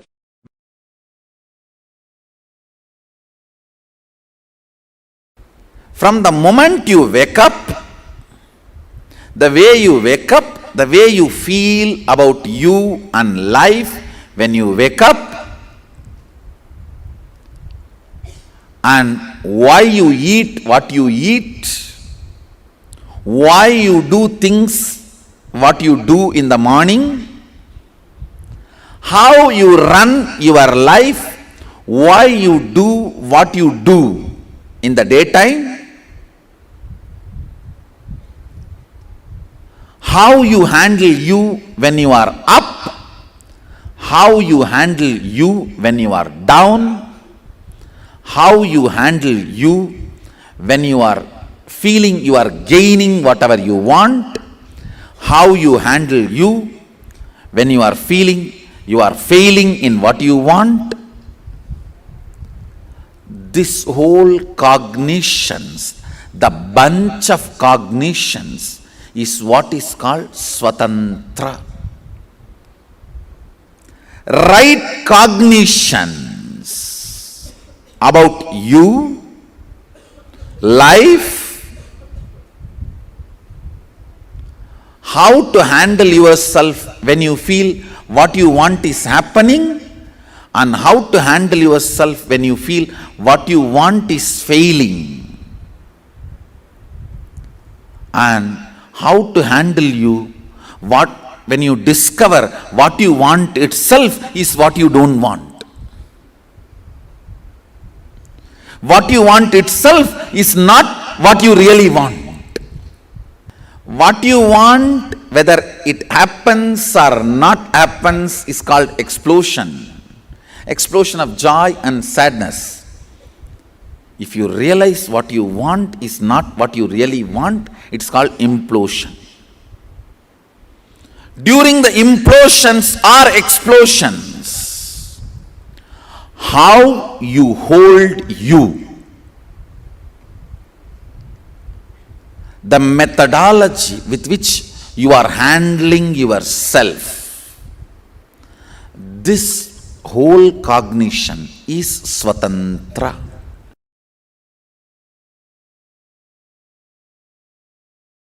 Listen carefully. Shanti means able to see the gap between what is the instinct of the I and what is the instinct of the mind. That is Shanti. Able to see inside your inner space. The thoughts generated in you, are they from mind or are they from I? Always the I realizes and releases only powerful cognitions. Always mind realizes and raises only powerless cognitions. It's an eternal law of life. Ability to see the gap is Shanti. Inability to see the gap is Moga. Understand? Worst shade of the lust is not the attachment with another person or the body. It is not the craving or the attachment you have for another person or the body. It is inability to see the cognitions you are carrying are from the I or from the mind. Shanti means ability to see the gap between these two. Is my decisions and ideas, identity is coming from the I or mind? Be very clear. all the great things comes from I and all the worst things comes from mine. Lust confuses you and makes you feel the I is the source of the mind, and many of the decisions of the mind gets the rubber stamp of I and gets executed. That is the worst forgery happens inside your system. Understand? It is like forging the president's signature. How can the country be safe if somebody forges the president's signature? Because once the moha is able to convince you the decision of the mind is the decision of the I, you just do it. Paramashiva is called as Paramashanta Swarupa. Meditate on this quality. I commit with you, I'll program this Paramashanta in you.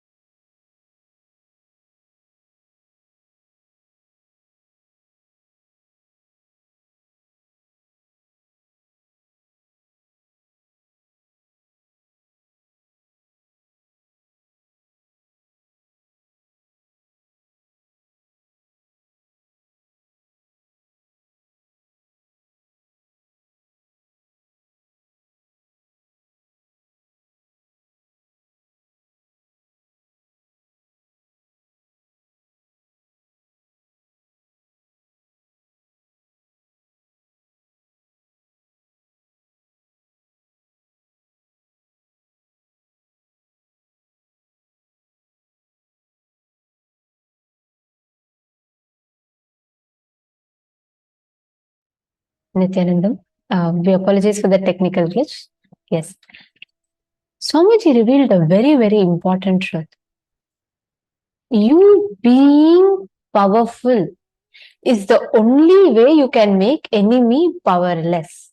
When you drop your powerlessness, you make the enemy in front of you powerless. This is such an important truth. Only when you are non-violent, you can win over the enemy. As long as you are violent, you try to run behind, you try to figure out what you can do, how you can do. Understand you can never experience, you can never win over your enemies as long as you chase behind and you try with the violence. Revenge never works. If you just understand and if you just realize the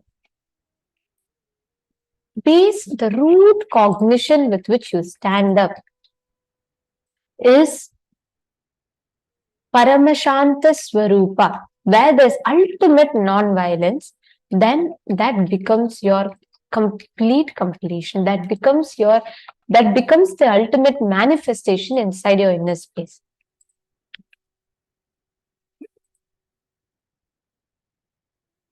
Now, let us all enter into a quick internalization exercise. See, I just wanted to tell all the participants, today's every session, sit and intensely listen to it. We've been receiving a lot of your experiences. Many of you have been sharing about your phenomenal transformations. And I request all of you to keep sharing with us more, share your videos. Gokila Devi has posted, this program is a very life-changing game. Just early this morning, my friend of many years died due to kidney failure, penniless and with only few friends around him. Thoughts of old age, sickness, dying alone creeped into my thoughts. Then I remembered all of Bhagavan's teachings and I calmed down. Good. Ma Gokila Devi, one thing you need to know, Swamiji is there continuously with you, which is the reason why you're even able to come, be here, attend the sessions, listen to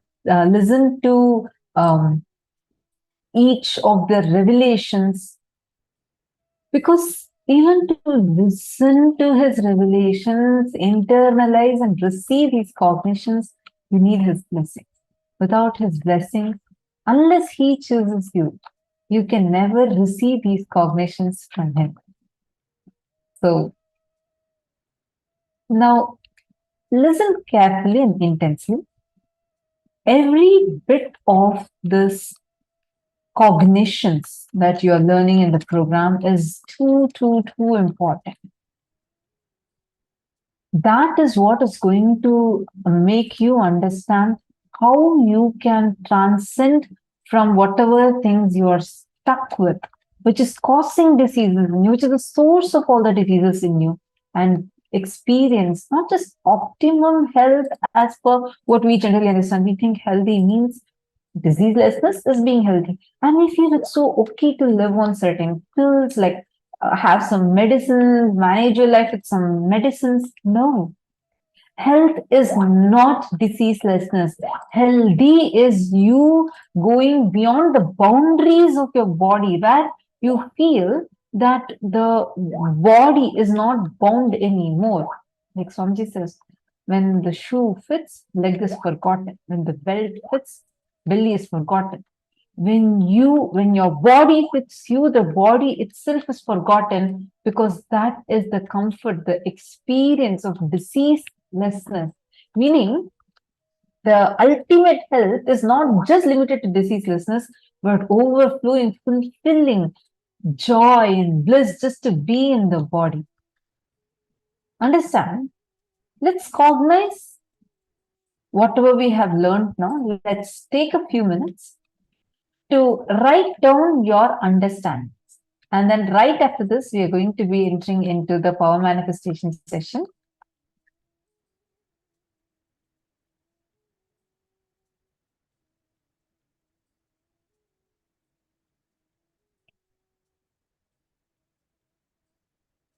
I request all the participants, every one of you, take a few minutes.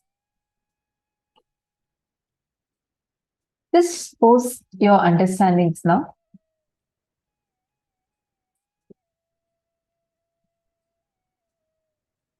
What did you understand from what Swamiji revealed?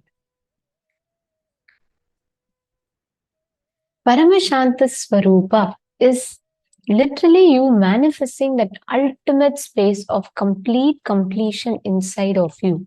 And in that Paramashanta Swarupa, when you are manifesting that non-violence in your inner space, you will see the amazing way you will be able to enrich. Every act that you do will enrich, enrich, enrich. It will only be enriching, enriching, and enriching. So, every one of you that are sitting here, please take a few minutes and post your understanding, contemplate on this most important truth. This is such a powerful way you can understand and you can realign your understanding about the life, all the incidents in life, your strategies in life, the way you respond, all of them in life.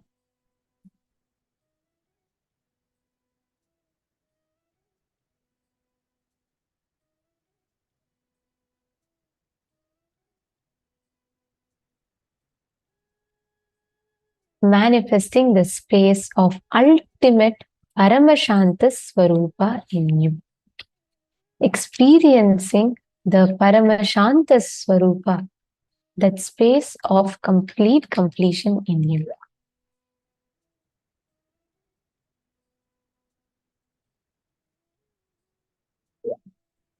Now, in this space, actually, Swamiji was revealing to all of us about manifesting that ultimate space of non-violence, and through that, dropping all the insecurities that we carry in life.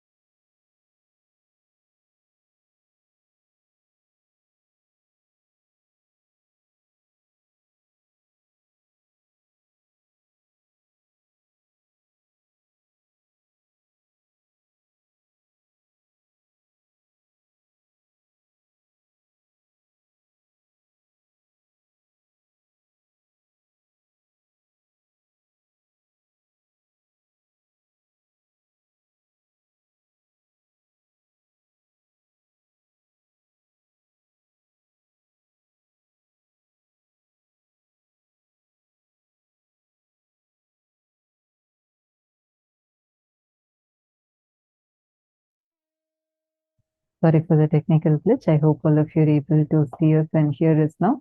Now, we are going to be entering into a round of power manifestation. Are all of you ready for it?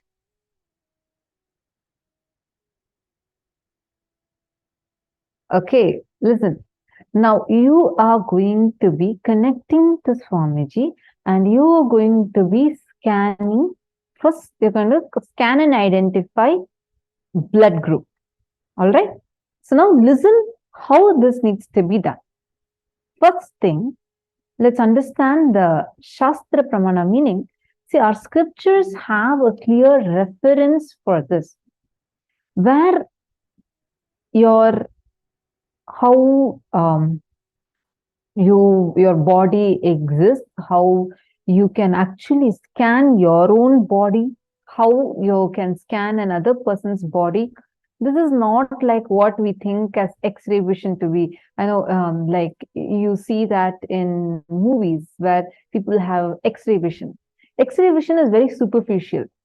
Body scanning is a lot more deeper than just an X-ray vision. I'm going to show you a picture. The advancement in the technology that our ancestors had was something really amazing. Like, for example, see this image. What do each of you see?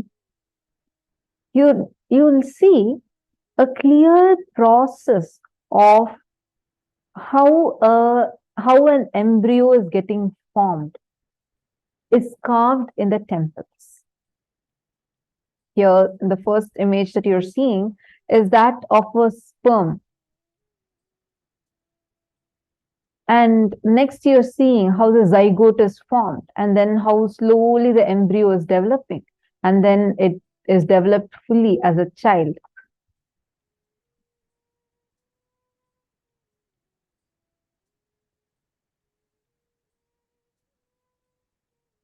Now, how did our ancestors know about this? Microscopes were invented with scanning, ultrasound and all was very recent inventions.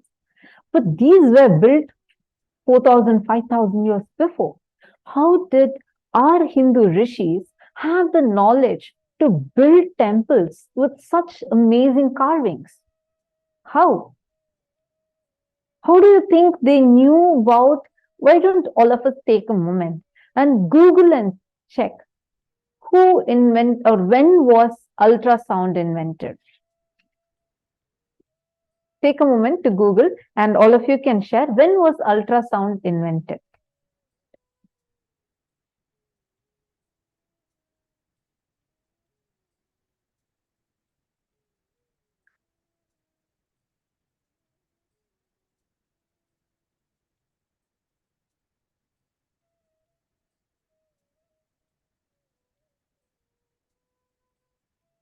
Or you can even check when was human being developing in stages. When was that discovered? Take a few minutes.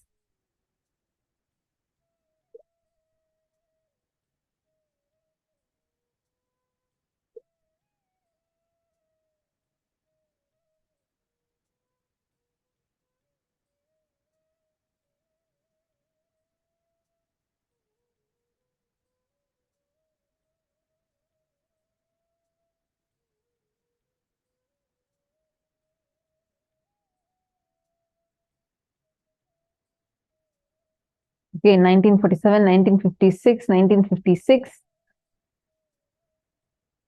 Okay, the history of fetal ultrasound radiology center. Okay, 1956. Thank you. I see one group actively posting in the female side. 1893, 1956. All right. So all of us are seeing it was only in the 18th century or 17th and 18th century, this whole invention of human beings being developed into different stages started. Am I right? But then how come we are seeing here that 5,000 years before, these sculptures were carved? Understand? Our ancient rishis used the power of body scanning. They had the ability to see through their third eye, and they were able to study the bodies, what was happening inside the body, what was happening inside the cells, everything through just their third eye. And today we are going to be initiated into that power. But before we enter into the power of body scanning itself, now since we learned about Swarupa Samādhi, first we are going to be starting with a very interesting power. And this power is not at all dependent on any one ability to manifest, ability to open your third eye, nothing. This is a super cool power where you have to manifest, like it will manifest. It's like a thing. It cannot be without manifesting. How many of you are ready for it? Okay, for this, joining us, we have Ma Nithyananda, who is going to be introducing what this power is. And all of you also get ready to manifest this power, and in the next round, to manifest the power of body scanning.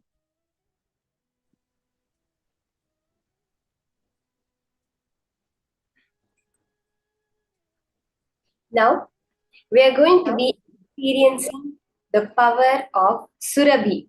This is the power to literally manifest the form of Swamiji in you. You as Swamiji, we saw, right? The Swarupa Samādhi, manifesting that, bringing a divine fragrance around you. You may be wherever, you may be in the train station, you may be at your house, you may be at the bus stop, you may be at your workplace, you may be in the hospital. You will now be able to manifest a divine fragrance pervading the entire area. Not just you will be able to experience it, anyone who comes in your presence will be able to experience this.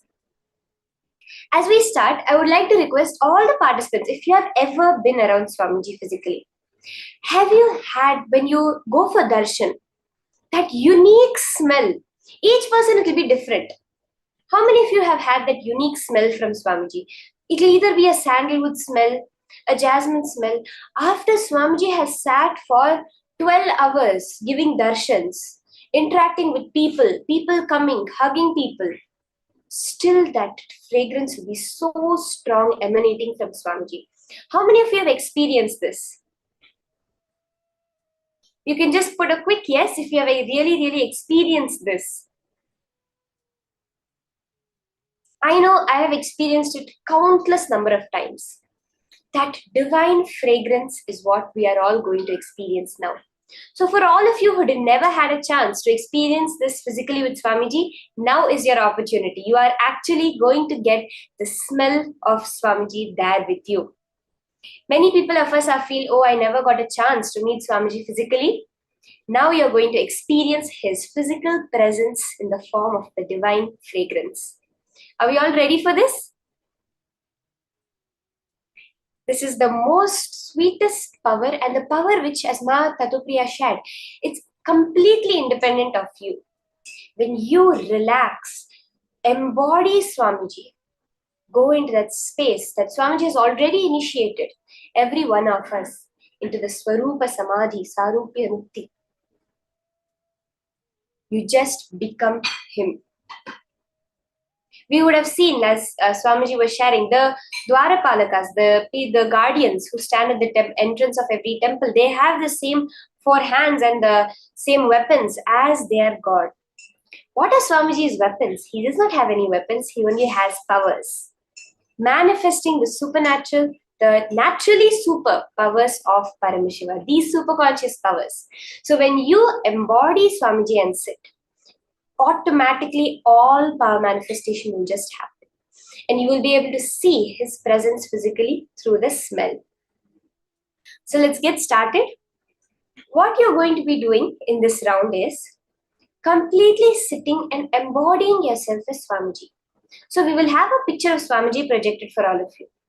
You can actually choose any picture that you love, any form of Swamiji that you connect with the most. Devi Bhava Samadhi Darshan, Venkateshwara Bhava Samadhi Darshan, Kala Bhairava Darshan, any darshan you connect with the most.